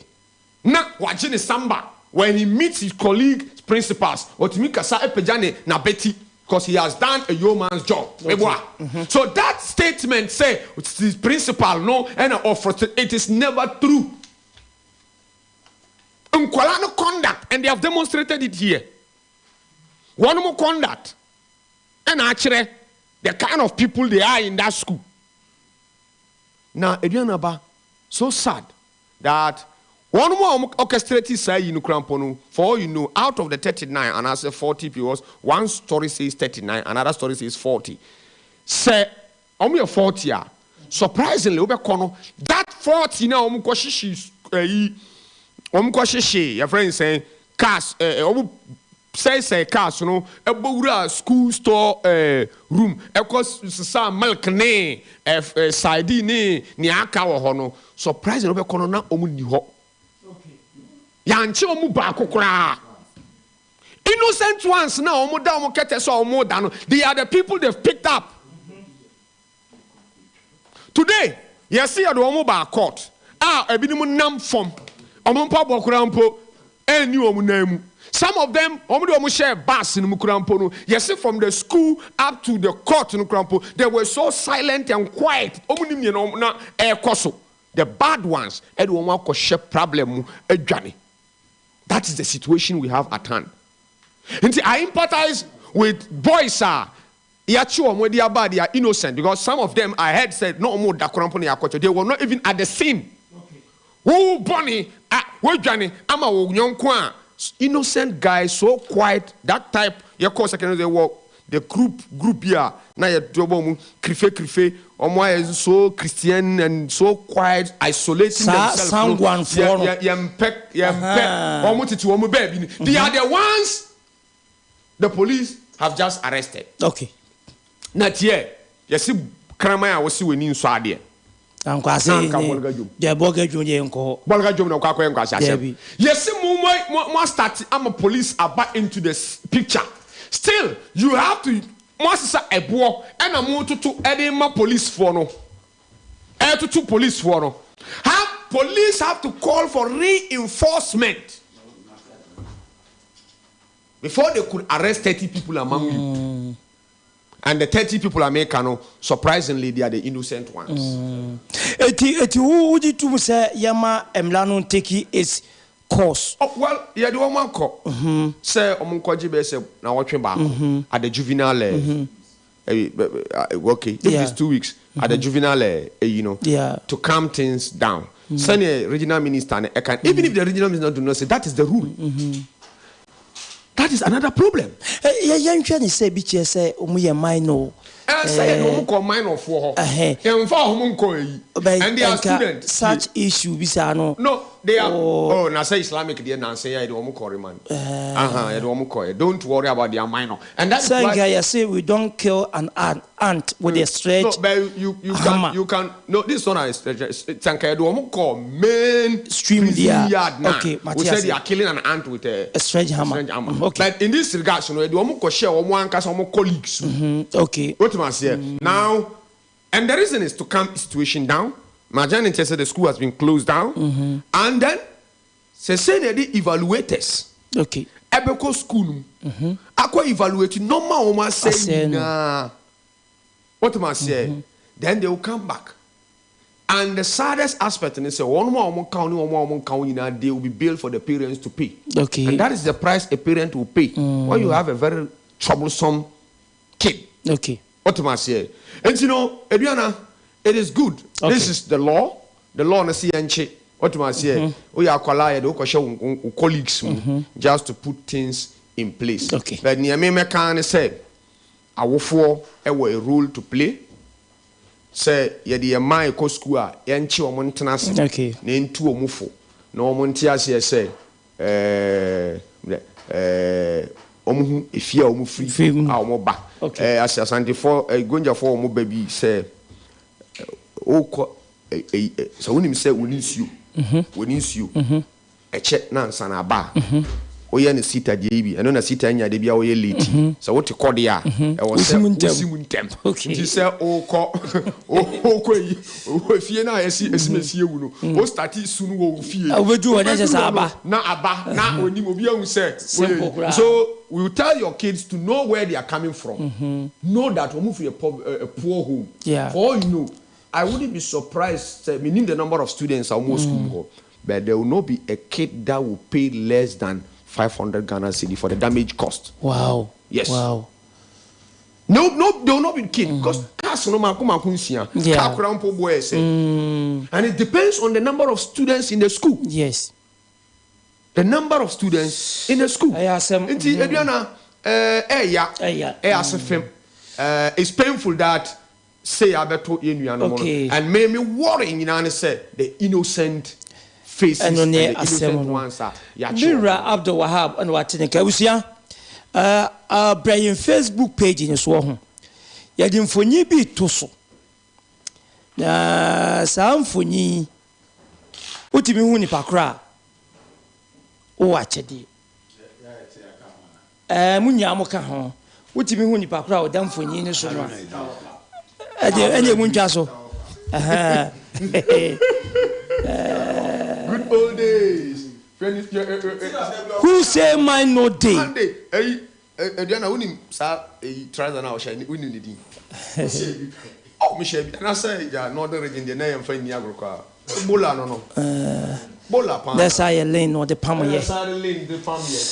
Ya na tade ya no. Sita. Nebre yanka ye ohia esi ye. Aduana mo na mo. O nye o treasure wona tade ye ni. Ye die o ya bra. Yeah, five o'clock my enda party Mpasuaso na yenche obi bia na yensanche aso ame constituency fo nyina ene mati fo nyina unse last week ya betena ha bobo nsemba komunu mi nsabi ho but Aduanaba my yensanche His Excellency John Dramani Mahama Bermaba, the next president of Ghana, the man who is coming to redeem Ghana's image. Nana Akufo-Addo ni na ban ashata no. Amen. Ghana ya am mobodo. Okay. In the tone of Nana Akufo-Addo no. Ya Ghana ya mobo. Things are not going on well. Sisi abibi abe kobia obia se John Dramani Mahama. Embra no beje o man enye ni. A man who was vilified by the very people. I know myself, man. Ene omu use no ne standard asset yama omu say come 2026 on person mu active in the standard or set ya omu friend incompetent no. Ntina abrofo ka say vindication is a whoop of time. Tama no omu dinatem omu soparo omu kasa twitwi no omu twa tro akese e de to no so. He kept quiet on the no so the or say say just to work for Malagana. It's on the Ghana agenda, Ghana Jumano na oye.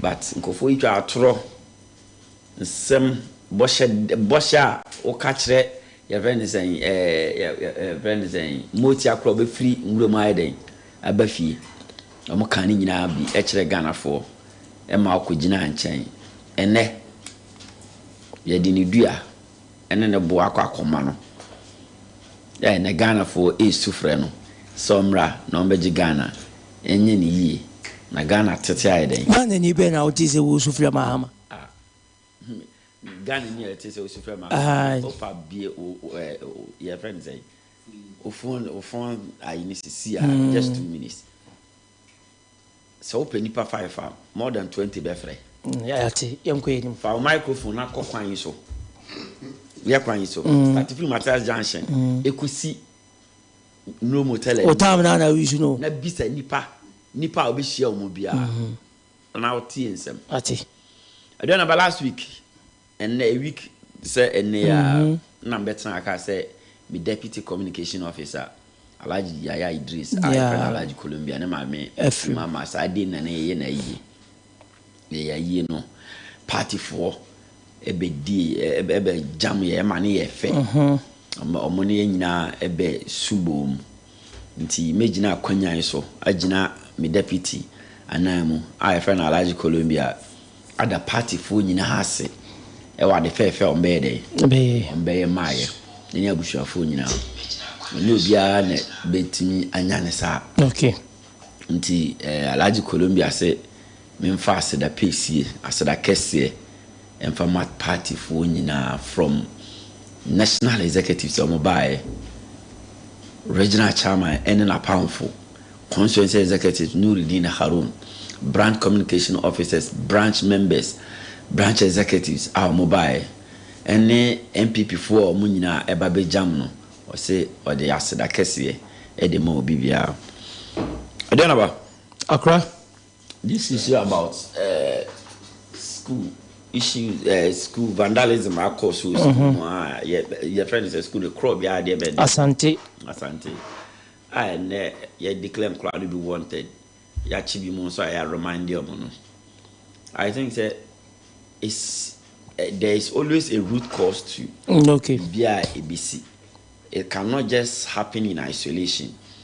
And you know, sometimes you heard the root cause now. You be who the reason behind damage in a cause. Whatever happened was one uncalled for. It's not something which should be entertained. And in this modern age, not era, there are certain enema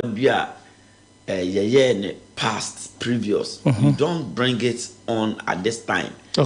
Enema the reason yes engaging in that kind of hooliganism and vandalism. The reason is flimsy, weak, and unintelligent. So to them, and unintelligent. Nyansa biadim. To say, Agyenim bi aso krapo nim say yes, oh yes, I said. Adentina, was a senior efeli. Now we call vandalizing school property on his behalf. What is the rationale? Could it be that seniors Yajijo Musika students near way the assurance said they are going to pass and failure and yes you don't know until the full facts are being established. But whatever the case may be, whatever the students engage in, it's not something encouraging. And yeah, there it was any well-meaning Ghanaian be a supported. But I think that the punishment, you know, is becoming too much. And I think that leniency should have prevailed. Kakra, because Nipa na say the wab kind, Nipa na more engaging in that kind of vandalism. No, you will not go and find them in the school premises. Omo dwane. Inti ukoya ukwakoche mkrofo bia ebia da no krampo no. Eno nti na yes justice denied is justice buried and justice hurried is justice buried. Ni nyina se okase unse oma hurry in the delivery of justice say or say more punishment.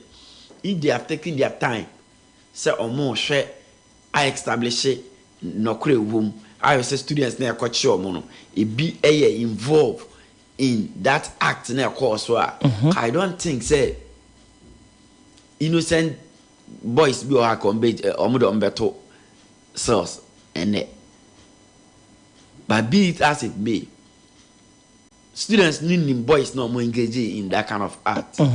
And then me banamiti one of your sister station now more interview regional minister, and regional minister say what declare the student leaders now school prefects wanted. I catch them say baby I be sure be ensure and was sign all the ultimatum be to say so our parents their parents should be arrested.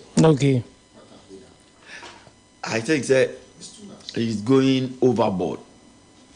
I don't know how in as much as say and doesn't necessarily gives you that power to also exercise your power arbitrarily. So to me then I say because now I say you establish the full facts of the whole issue. And your best regional minister say omon tone down kakra. Students leaders no, you can call them to assist investigation, but to issue an arrest warrant on them is a no because they will not in any way sanction the activities of those hooligans. So monko say school no properties. I think that it will be prudent law enforcers no so on be slow near makakra because o person nipa no be boa o na otimi che nipa omo engage in that kind of activities now. The only thing you do is say the person comes to assist you in your investigation, but you don't arrest the person. Now inside issue and a memo say ni parents they need see kwapa en parents no so kan as if say omonokrapo were directly involved. Bisu ampanyifo hu say ade no ase ekokoso nti this time there Aduanaba there's always a punitive measure you can give out to nipa ever serve as a deterrent to others. Fact, and nobody is denying that. Students leaders know their intervention is needed in this case, but it shouldn't be in the form of arrest. Okay. Anyone say because student leaders know indirectly they know about 80% of the students school more. So ombitimi nipa na ombe sa niama no school more. So you call them now man be assist investigation. Ombitimi akere say nipa sumesi what say ya baby if you crow we so yet then na police are track na akwakoche omo na punish omo then now omo say omo families aside clear for the cost of damage na omo cost no school more no. But to declare omo no say to declare them wanted as if say they are part of the criminal gang or engaging in that kind of activities now. Student leaders, you have fraud, but you are not arrested. You have fraud, no about being arrested. But so I don't understand the reasoning behind the arrest warrants on the school prefect. No less a person and a qualify for that arrest warrant by the regional minister. And we're taking idea no so personal. Yes, we're taking it personal, and that thing. I didn't hear security issues. So yes, I don't draw me back to the CEO. Your friend is saying Islamic secondary school. Nkolano thought say authorities inactions at the Maka about more colleagues and more teachers maybe.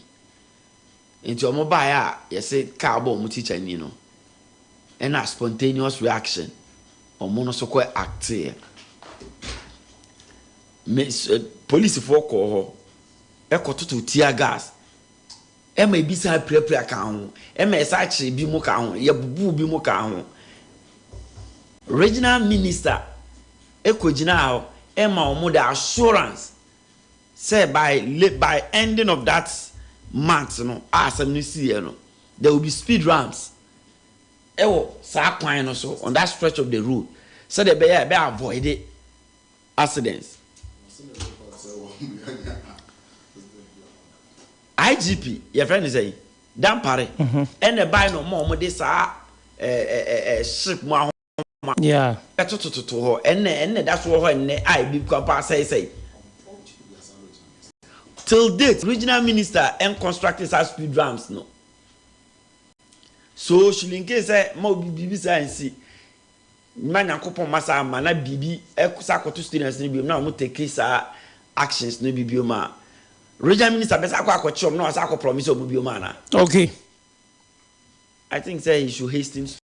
Where here Mirasita said Mami ko Veneza ho na Me kakra bi na me de ka. That's what can. Aduanaba student Aduanaba me friend bi kura me kai way back me Adujan fi demonstration. Aduanaba say you teacher ni bi na ne ne wo lab ho a nka samle nke bia because demonstration ne course ni ye wo science lab nti ehun say demonstration ne course na ne to lab no me ye mu din obi MP. The police for the chechero oboba dormitory wa wo say obi aro no bobo no macho to the extent say move to classrooms nti ebasa na wo ye innocent te say they were ha buke ya and bet me crab say nkura 39 e bet me aba say kwadwo mafo bi a omodom ba bi omojuno mo humpo ene yakotwe mo so mo na ene emra ni omukodi and statement asem na regional minister kan ade amamu yaduru ne say Baby a free ban. A whole regional minister. Obiane nyenhwe na enye na sede ye. Aya yanko yanim. David. In the first place, let's not take it away from the regional security. And make us a security issue. Information so you have brief student leaders and no bin amino when you're however, the prefect in that school, one more actions and absence during and after is also sending a signal to them. I don't think the regional minister is so dumb to the extent that say nkrana omusua de wo Ghana has dusuafo ombesua bibie fima ese wo mo a awofo wo Ghana a wo mo makosuku ombetu wo mo mafo ese wo mo a school authorities wo mo beye bibi ya fa ho a ese wo mo a mira yenhwe NDC amekonu na beto dwa se ensesa ya ba emra se bidwe a kanjifo a edi wo monim a quarter mile no mbuofu ya bas wase no mbuofu ya kwa central region ni ji enko a ebise enye bilenwie ebise bilenwe anie we started ya wona o ye fa mamentio aji abosu ko ba fa mamentio that's it uwosime du mamentio yes say change is the only in life, no, and the only constant thing ever, and yet abnormal. Say a political party like the NDC, be making changes of its leadership in parliament, and this is not the first time. Yeah, changes leadership. There is nothing because I'll be 100% perfection rate from people. I will be a bit more supporting wholeheartedly. And appointing of leaders, I feel leadership at the party, at the Parliament House, is being done by the executive leadership or party. So the Obia Kabiano is Jeme. But let's look at it from the party's angle. Initially, I was not so much enthused about the decision. So I took it to my Facebook wall. And I'm trying to say, I don't know the thinking that went into this decision. But I'm not happy one bit. I'm waiting for me to be educated more on these changes. Then I will be satisfied. And truly, the education has come to the extent that I'm more than the word satisfied. And party are engaging in reorganization from branch, constituency, region, and in national. And the party deem it fit. Say, at the parliament level, no, there should also be reorganization there just to seal the whole reorganizational structure of the party. Party has set up a date both presidential and parliamentary election concurrently. So, in the wisdom of the leaders of the party, Oman said every elections there were some thematic areas are falling, and this 2024 elections is going to fall on 3 or 4 thematic areas: finance, energy, infrastructure. So in their thinking, Oman said Haruna Idrisu is a perfect gentleman. No doubt about that. And he has performed. But Omuni said, at this particular moment, and the situation at hand, he should take the back bench. Na nipa or what signing there should come and steer the fort. What's the point now? Say Matthias. Now the obey deputize no. I Emmanuel Amakofi Boa, or a former minister of energy, and he is an energy expert, and he understands that energy sector very well. So also MBA chiefship. Okay. Mind you, leadership is not just appointed for the sake of it. Okay. It's appointed for a particular reason. Any Nipa no competent and ability to perform at a certain sector. There are certain sectors when you bring it, unless you seek for expert opinion. What's my point now? Okay. And no man who say, Kwame Agbodza, on the ranking member on infrastructure. And anything infrastructure biano cannot outsmart him. So let's put him in front. Okay. We are the only party in the history of this country which believes in technicalities. I believe we say people with technical experts should operate. Okay. So you have the men for no and then person play play tribal cast but I'm a northerner myself, but I don't subscribe to that kind of tribalism. Okay. Because I believe say at this point in time the party knows say yeah the KSL ato forcing eba beye leader looking at the current trend, obeboa party no. Okay. So party is going that way. It will be only prudent for every party member to support this decision than to vilify it. I know, say, it's not every decision that will be popular to some people. But since we are all operating under the umbrella, even if you don't subscribe to it, the only thing you have to do is to just shush. Okay. And follow the party.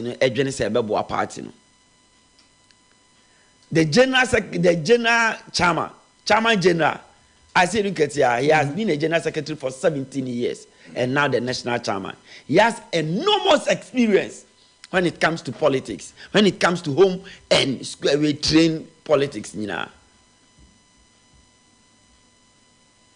The general secretary was one time a member of parliament and a sector minister under Mama.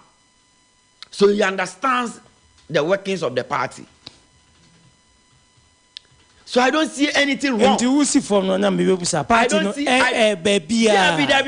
party has never made any mistake. Everybody is free. Okay. Opinions are like noses. But this is what the party says, and this is our stance. Okay. And this is how we are going to go by it. So one panel, the person is free to express his, and party bigwigs, party members, members of parliament are all talking. Some are in support, some are in disagreement, but it doesn't necessarily stop the process. Okay, and we sit as said, you know, Abdul Wahab, also my minch away. Abdul. Emra, a palace coup in Parliament. Okay. Palace coup. Ah. In Parliament. Entiasi. Oh, now send me a see it's tantamount to a palace coup. Hey. In Parliament of Ghana. What am I saying? Reasons are among for a day ban on a podcast and we can't share and say afterthought. And even with the reasons in Ukuramponu, What am I saying? The reasons and the people are already buying Crampono, they are hollow. It even defeat them. Adriana, Parliament, Ansana, Obi Beba the minority leader, and I say majority leader, no, a broader consultation with the party members in Parliament and the party executive. And you appoint him, and you say, Ofiti, me a party general secretary, may appoint it. And I'm a party chairman, may appoint it. And you say, oh, did you say there was no consultation? Now, your consultation, I couldn't have been this way. I don't pay ya Boateng, former organizer, was say, a basa leaders in power move house hono, including Speaker Krano, or your bottom and the answer. And so, if it is so, then Muntala Mohammed, Muntala say they don't know anything about it and that they will resist. I am not speaking from me, baby, I'm with you. What am I saying? Muntala is a sitting member of Parliament. Into did you say a whole political party like NDC? A best solid, just a no, of course, a leader. Because may say, if what I am saying, you are seated in a studio, sir. It is a consultation, Uncle Swat. Consultations, Uncle Swat. No. I am saying will be a monoman, so leader. May say, if you are a party, okay, and they are in Parliament, you cannot do anything. They are the leadership of Parliament. What am I saying? None of them have spoken. And Muntala, who is vibrant in NDC setup, let's say they are unaware, and they will resist. Even not Muntala alone, a chunk of the sitting members of Parliament, describing what happened in Parliament, as a palace coup. And in America, it is from the MPs themselves, from the NDC camp. What am I saying? And it goes on to show, and someone can say, there is a certain attempt by a certain cabal to hijack the party. And clearly, Oma hijack the party, the day I said NDC will have a problem was the day Kofi Adams, Ejina Simpieso, Eka said the entire organization, the national election of the NDC in Accra was sponsored by John Dramani Mahama, a single-handed person. Meanwhile, there are former ministers, MPs, and businessmen. I see one single person. And I said, now single-handedly, Mahama saw Beya, and the party, and all Sika, and also Bay. And this MPP will wait. Now former president. It has never happened. MPP it has. Me what Tekumi was employed. But the MPP recently, more card registration on mobile. Sometimes. Alan, Efahoka. Mobile biometric card that is the NDC. Baumia Afahoka. No, you had it wrong. Bawumia Enka say he has taken the AE for all members. Oh, Massa. When you guys were this kind of I don't see why when your time when we are time so I'm farmer with my way of analyzing issues. So you cannot be interjecting me that way. So Bawumia say he did not include me as MPP communicator. I wasn't part of those people he was paying for. It was party delegates. So me a party man. Me Tobo. Aduanaba, you are not helping. Mamin flow. And this me patch. Okay, flow. Me say John Dramani Mahama has hijacked the party. Okay.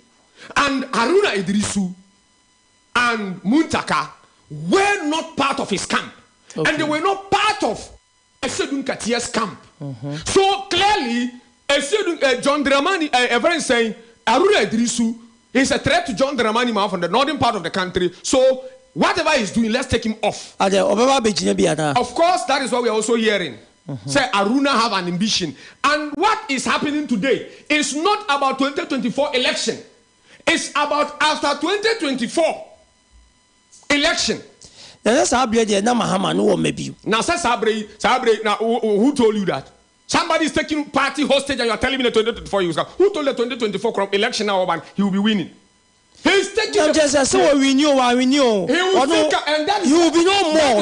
You are thinking that way. Obia will lose election premium. Why would you think that he will still be coming for the third time? Okay. Obia will so as a president will Lucy. What's Lucy? Knowing very well so only one term to rule this country, even if you become the president, you still hold forth and denying people. The first day I met say yes. How is denying people? When they wanted to take the party hostage, the very day we say they are doing MP and presidential and parliamentary election concurrently. Agreed. But he is a free mover. A party that has complained say why. But they are saying that internal primaries. Everybody you pay 30,000 Ghana cedi for the form and 500,000 Ghana cedi for the election for submitting the form. 300 million or the form no. We are not submit only 5 billion. Obi I was sick on my more the now so what mean 5.3 billion. So be form. It is an attempt to hijack the party, and they are hijacking the party. Minya, let's come to Kofi Amabua. Yes, say the reason I said NKETIA Beka and say we are going to election 2024. Nah, we needed people like Atuforsen. Mebwa. Atuforsen as a former deputy finance minister. We know his track record in terms of finance. And or no, as a deputy minister, we saw how this country struggled. So the look was Canadian. Currently, Atuforsen is in court for ambulance purchasing. Mebwa. Okay. Now what they are, when he even went and sat, well, we thought that Atuforsen is coming to push your friend is saying the current finance minister to the wall. It only came out that he was just a legend. To the extent that he came and sat and allowed Ken Oforeto to teach him the difference between contingency fund and what fund. That was the time I mean said there is a certain fund so I know your friend saying. That was the first time a colleague finance minister taught him. With such a person, and you thought it's because of that, let's take Haruna Idrisu out. Now let's come to the second one, Amabua. Was not Amabua as the energy minister and Ghana experienced Dumso 4 years? Was he not at the energy ministry? Brapapa Ben or Bo? What expertise can he come and talk about? Edian or Babeka? It is because Haruna Idrisu is not in support of the John Dramani Mahama's bid. So let's find a way of talking. I bet this Amabua is in education, in an energy term company. He has performed woefully and has no lucas. Now, yes, when I can say, why is about infrastructure? Infrastructure. Agboza. Kwame Agboza governs. Expert. Was a Agboza not in this town, in this country? Was he not in parliament? STS Korea deal. What was his advice? When we went into STS Korea deal and lost 300 million for sword not even cut. Goma, we lost $10 million. Where was Agoza? Nowadays buildings I say government CNT was say Yadima private sector. No. Where was Agoza for not cancelling the state, the president, the government at that time to let us land in this Asagleme issue? So it's just an afterthought that may say they have woeful track records. Those people they brought there. It is this same Haruna Idrisu who stood on his feet with his bankrupt economies, but was able to take this government on e-levy. Mebwa. Okay, Atu forcing not there. Was he not there? And don't forget, the leader seated there. The subordinates are the economists and whatever. They have to feed him with the necessary ingredients for him to rise on his feet to make a laudable and acceptable argument. Okay? Yes, they will be feeding in there. Parties in there will be information. When he went front as an economist, he only went and embarrassed NDC at the ad hoc committee. Only allow Obiabia, those of us who were in MPP knew very well that he was going to push. Okay. Now, Mamika Semichiro, again about to end it all. Who told you that you need to be an economist before you can make argument in Parliament on an economic issue? Sitting member of Parliament for Swanee. Honorable Chairman Sabunso, an economist. When you're a lawyer. And today, whether you like it or not, including Alban Kingsport Sumani Bangbi, Chairman Sabunsu understand the standing orders of Parliament more than Sumani Bangbi. Why are they? Or understanding the Constitution of Ghana more than Alban Kingsport Sumani Bangbi. That is why, if they are arguing on the standing orders of Parliament or the Constitution of Ghana, Chairman Sabunsu can tell Parliament wonu wana constitution ankasa wate asie pen ana wate asie because MPP efa constitution no one chapter ana say one article what chem said you no pay NDC nifa constitution one chapter one article what chem said you no pay 81 ate asie Ediana what I'm saying is that Chairman Sabu. Article Awujina Suya Wokan in the Constitution. No, article way in the same Constitution. To tell you that you understand. Okay. Aruna because he did not support. Aduanaba. I wish to ask my dear brother one question. Was in this country now, you got 2016 election. Not less than a year. You panel a chairman. Chairman, national chairman. What kind of chairman? MPP. National chairman. And the secretary. Powerful assembly now working. Commander Japan assembly now working. It be no be different from race. You see, let me tell you one thing. I don't know the reason why. Yet a platform so I call for reshuffle. And even today, if you get the opportunity, that's a topic no crowd, you will still call for reshuffle in this government. Are you saying it's a normal air cost in Nana we have, even including members of parliament for MPP? Air quality say yes, true of us. So if a party not say wa project wa ebia wunim na analysis awaye wunim na research awaye wunim na normal awaye no say if today ye kwa election 2024 on do who dey say issues ni be energy e be economy e be infrastructure, so for that reason he is bringing people on board leadership e bet me expertise those things for them e jaraba she yete wo mamu e na me mentia mind bi now Mr. White Mensa me can we back me JHS acho aduaraba na me nya adwuma biada na then time na wo asafo Mr. Boateng filling station nechiwa no surprise networks sarcas ni bi na that time kranya common to say me no farm aduaraba a day you can even count of more than 20,000 then a day or call Rasba. JHS boy, me business, be economist, be any other. The man believe in me, and no man miss our opportunity, and I did him me quiet science do SS, but through the experience, business. Do you think, say, if the man I can so probably a experience, I'm under and can not get the opportunity? So in life.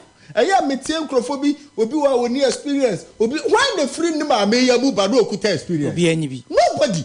You get the opportunity, you make good use of it. And Alun Idris Wayeka, he's a very fantastic man. I adore him. I love his style because when you're on microphone, I like him. I like his personality. I like his personality because he speaks. He speaks intellectual.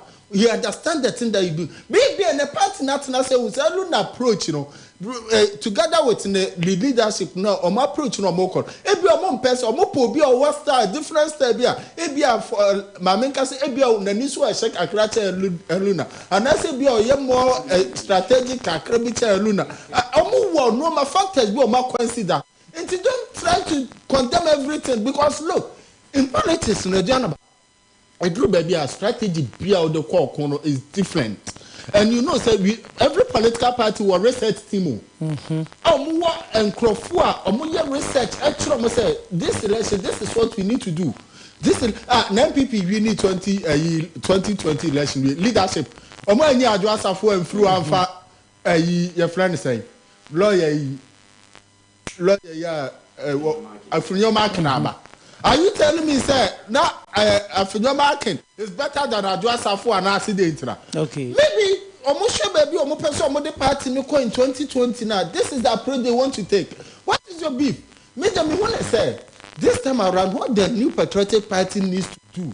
And they say look, almost study these people, almost approach almost strength, almost weakness, and all those things. No more almost okay. But what Rasa will condemn everything about that time about realizing no more the almost strategy beat you, then they make you unpopular. Because now what they want to make, per my layman view, I think what the NDC want to do is that they want to make more impact in Parliament. So that because at the end of the day, there's a lot of impact. Of course, why not yet remember for no better. I don't know about the topic near discussing. You are discussing. We are maybe Papa be and a mini be a war team. Or better be no kind of person. So strategically, and you know, we are all business guys. I thought there be a day we are business we are and we need to sit down and find approaches, strategic approaches.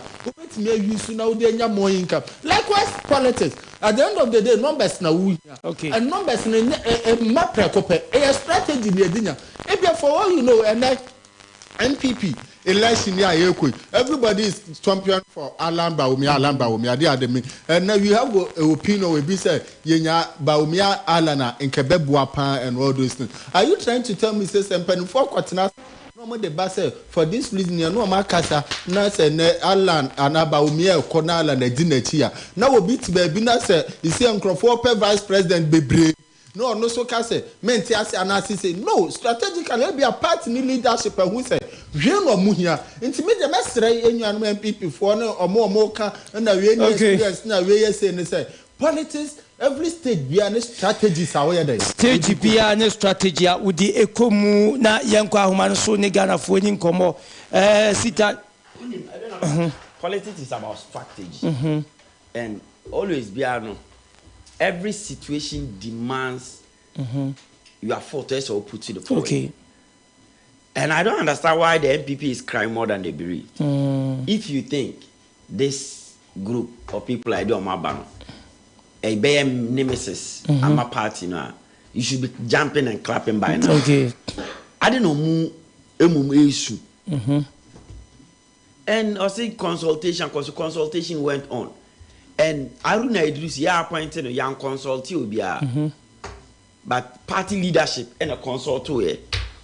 And medical stating waha say issues of this nature is done by the party hierarchy. Okay. So members of parliament, Mutala Mohammed, Okanenra, Asamokan, I'm not taking it out from him. So Okanenra. But today he has shifted his position. Okay. Because member of parliament, but he doesn't take decision for the party. Maybe 5 seconds in the but I don't want. Aduanaba, Alexander Afenyo Marcus and Aduanaba issue doesn't come in here. Aduanaba was moved to a ministry. Alexander Afenyo Marcus came the deputy, and he started from the beginning. But Sanyanka party near comfortable. Party near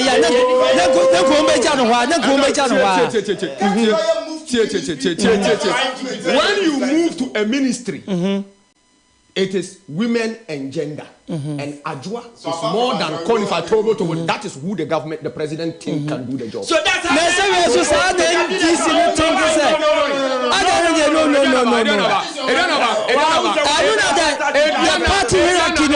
let's not miseducate people here. I don't like this kind of trying party no so twin say party no so nim die mu dwen say sahala ijusi ni nasefo no firi wa we mu ba be the mischief here said your man pay dwen say we are educating people. Let's not be educating people better man ko go say wo die no ko na educate. Listen to me. Let's not make the point say in the middle of movement now and you train Aduasa for then every war. Let's get it clear say we election 2020 no and about 2021 and I setting the parliament, the leadership of parliament. The government then have already penned down Aduasa for a minister. That says no be afufu be any war. Na go be a communist. Ebiana, what you are doing? There be Ghana man one people no. At the beginning of that particular parliament before that no, the leadership as the deputy minister, deputy speaker of parliament no. And last year in that previous parliament no. For now no any position you. Yeah, that's right. That material movement. I no feel it say this time around. This time around, yeah, be this is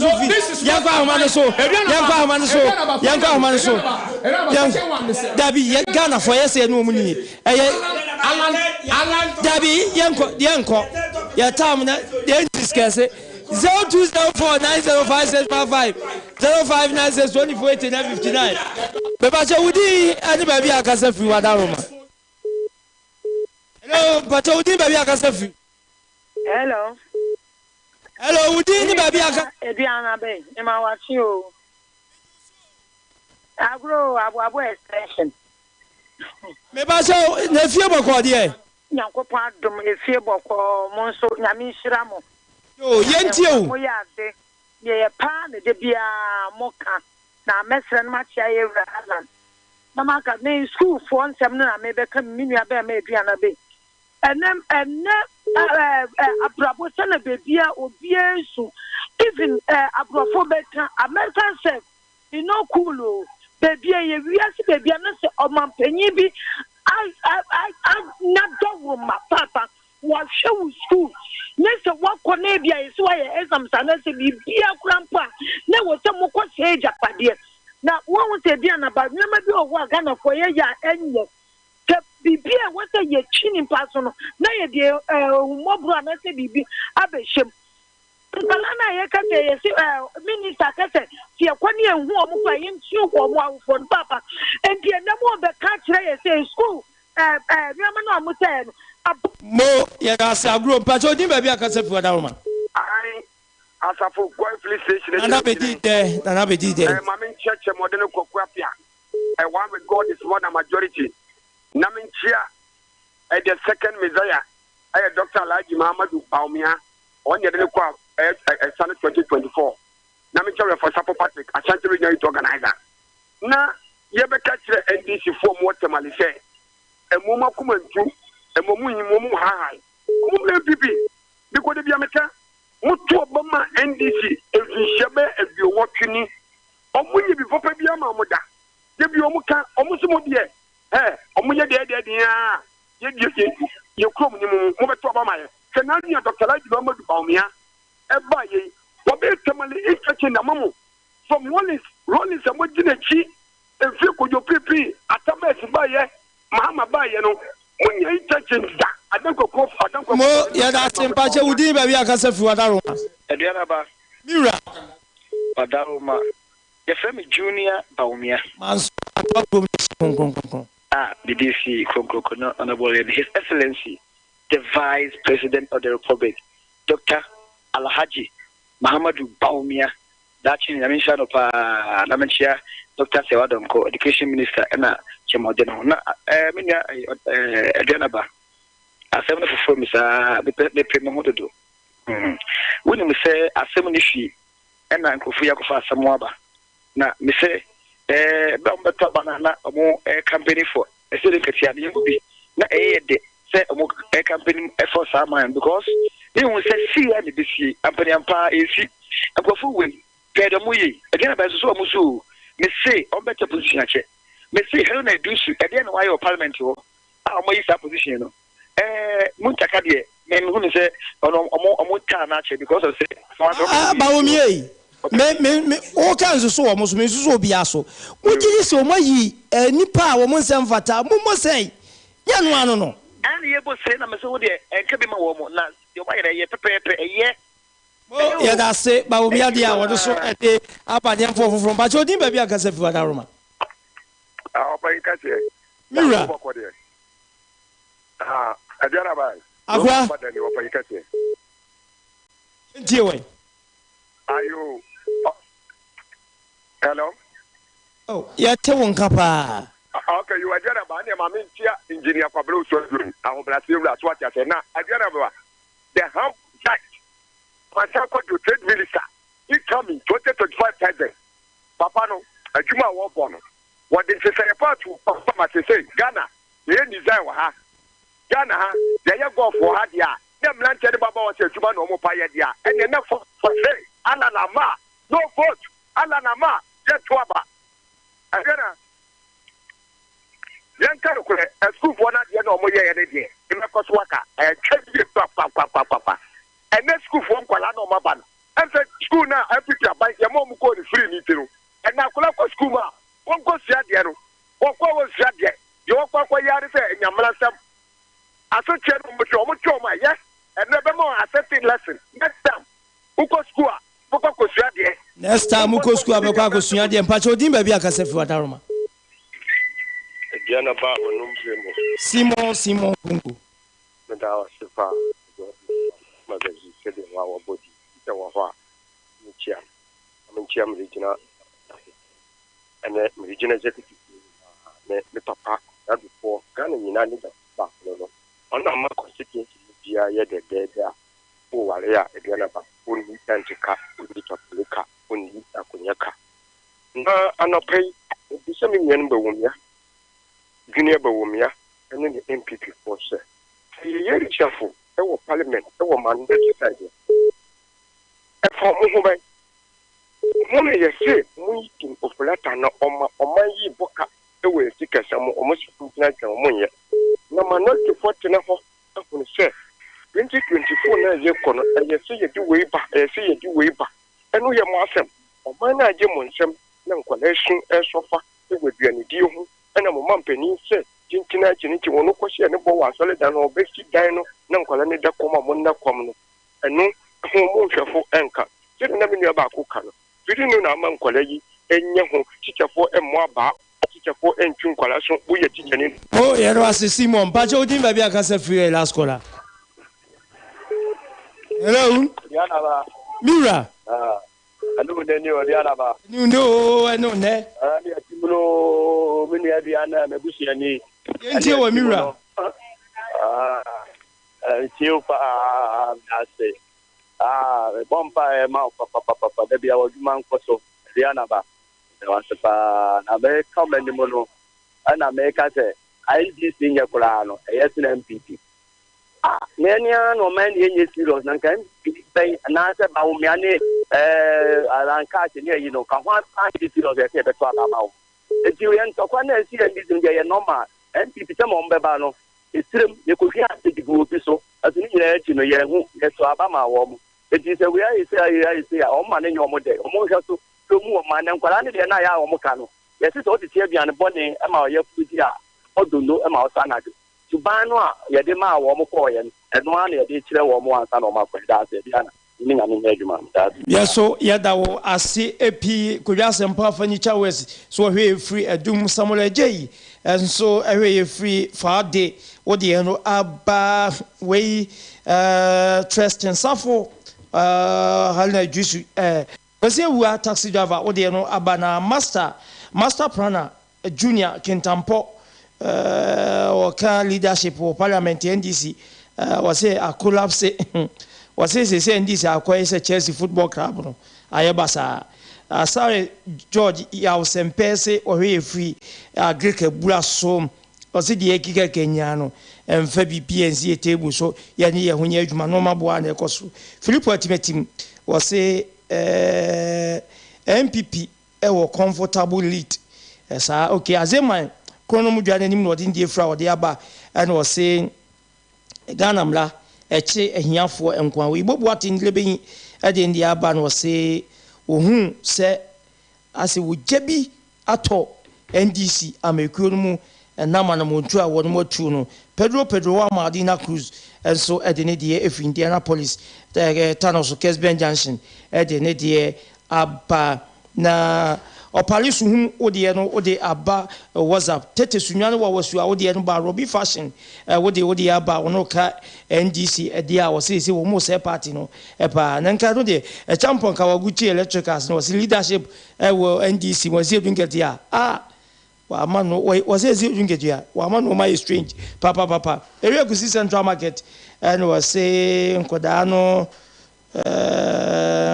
no deserve another term was MPP deserve another term Sebeya Ghana Emofra Yabeji Wonomo Enkwa Mama G that in the Africa so was a Mahama Nina NDC and as they say one more party no just them ye pen be was a woman for home. Umbeko Munini Pewo, I may queen Modi will be unfa home. Mira, Yamiche Ghana for Casacra, Codiana DJ. Aduanaba. Conde, my who made the be a police food, the was some your bomb so in Kuya Quebeca, the Kuya soil, I was here. Nansema who say, ya no mudi mutu. And then Mpatemu near the other, and she said, Bonnie for same because natural so moon in Temna, there, Waba Copa, so your traffic. Who brag out for you, or drive a double cross, so no moon, she seemed near the other. But now police for the yard no more motor nam traffic moon, especially how kind so near the other mintino. A bass and a mood delay, mukama commenty, my more police for no about so said Medina or mooding because a boapa is here there. More my so now yes came boss say yes reno o mani musuna and oba ayo cost ne fino a dozen pound kumase mon transintino where the penforce a dija so near there so ts came boss o mani musuna asantman so fan to my pen mirror benese na me che mirror hab akra gata for aka so ye kode na jije Aduana yani as a political party MPP and fire say whoever is coming for all that we know in the parliament and they say with the liberal leadership of Osei means some Bonsua owning constitution no essentially the standing orders of parliament no it has no any fire won't say reinforcement amount for the bed he can still deal with them. We are saying that knowing Alexander Fenyon Markins in terms of law, knowing Chairman Sabunso, everything in Parliament, we are content with whatever will come. But if you know, Mame fa akonya we so na mean to Kumasi 4-4. Wait me I can say KME boss or Wahinfa. But the question I use you busa man phone is and ye bia wouldn't would gata no gata near das benana. He said leadership or Ghana to say. Leadership or Ghana to say. As a man person what you say. If you blame only leadership without also pointing to the subordinate, the roller I was a player 1 year then. One player. Some magic came in Casa 3 months, Mamma Kumasa and wine. Or say, Tassamia no Canano, which I say, me Busaka 3 months. And yet, some parts, some woman, my ben yet to me. Yes, put your cabby. Why are you a cabby? I don't know. SB, you're right. Ever cabby. What far? The around Kumasi Central Market and Agyenim. On fire. No, not really. I'm in town. It's a offer within.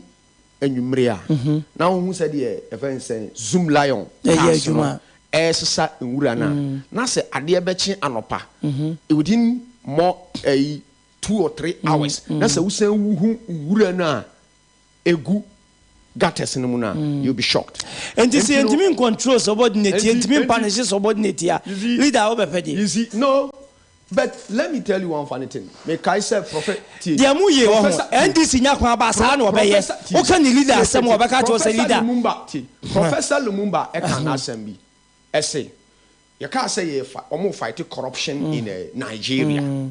Okay, you say Nigerian President Muhammadu Buhari is recognized around the world. Say he's fighting corruption, but he cannot succeed if more as the members of the assembly man supporting. Okay, Sita. So he can do whatever he wants. But if he support, he cannot be possible. Okay. They said your man will be anti-me. General report. Yeah. And no should tell you so usu Ghana. Me de minsu Ghana. Obi ago digana sika me na mezu Ghana. Minsu Ghana. Oh. Aduanaba de say me ya and say Omo anya 1 cedi and DB. They are the very people who are defending this TV. Rot. Any chrono also. Minister of Finance or that's what Agyenim as Minister of Finance. At the time I was spending $28 million. So I could procure 120 million doses of vaccines. Not 30 million per naba. They cannot shim. Was spending $110,000. So the Akoto equipment, the Koma, embassy in there. Minister of Information are spending 151,000 Ghana cedis.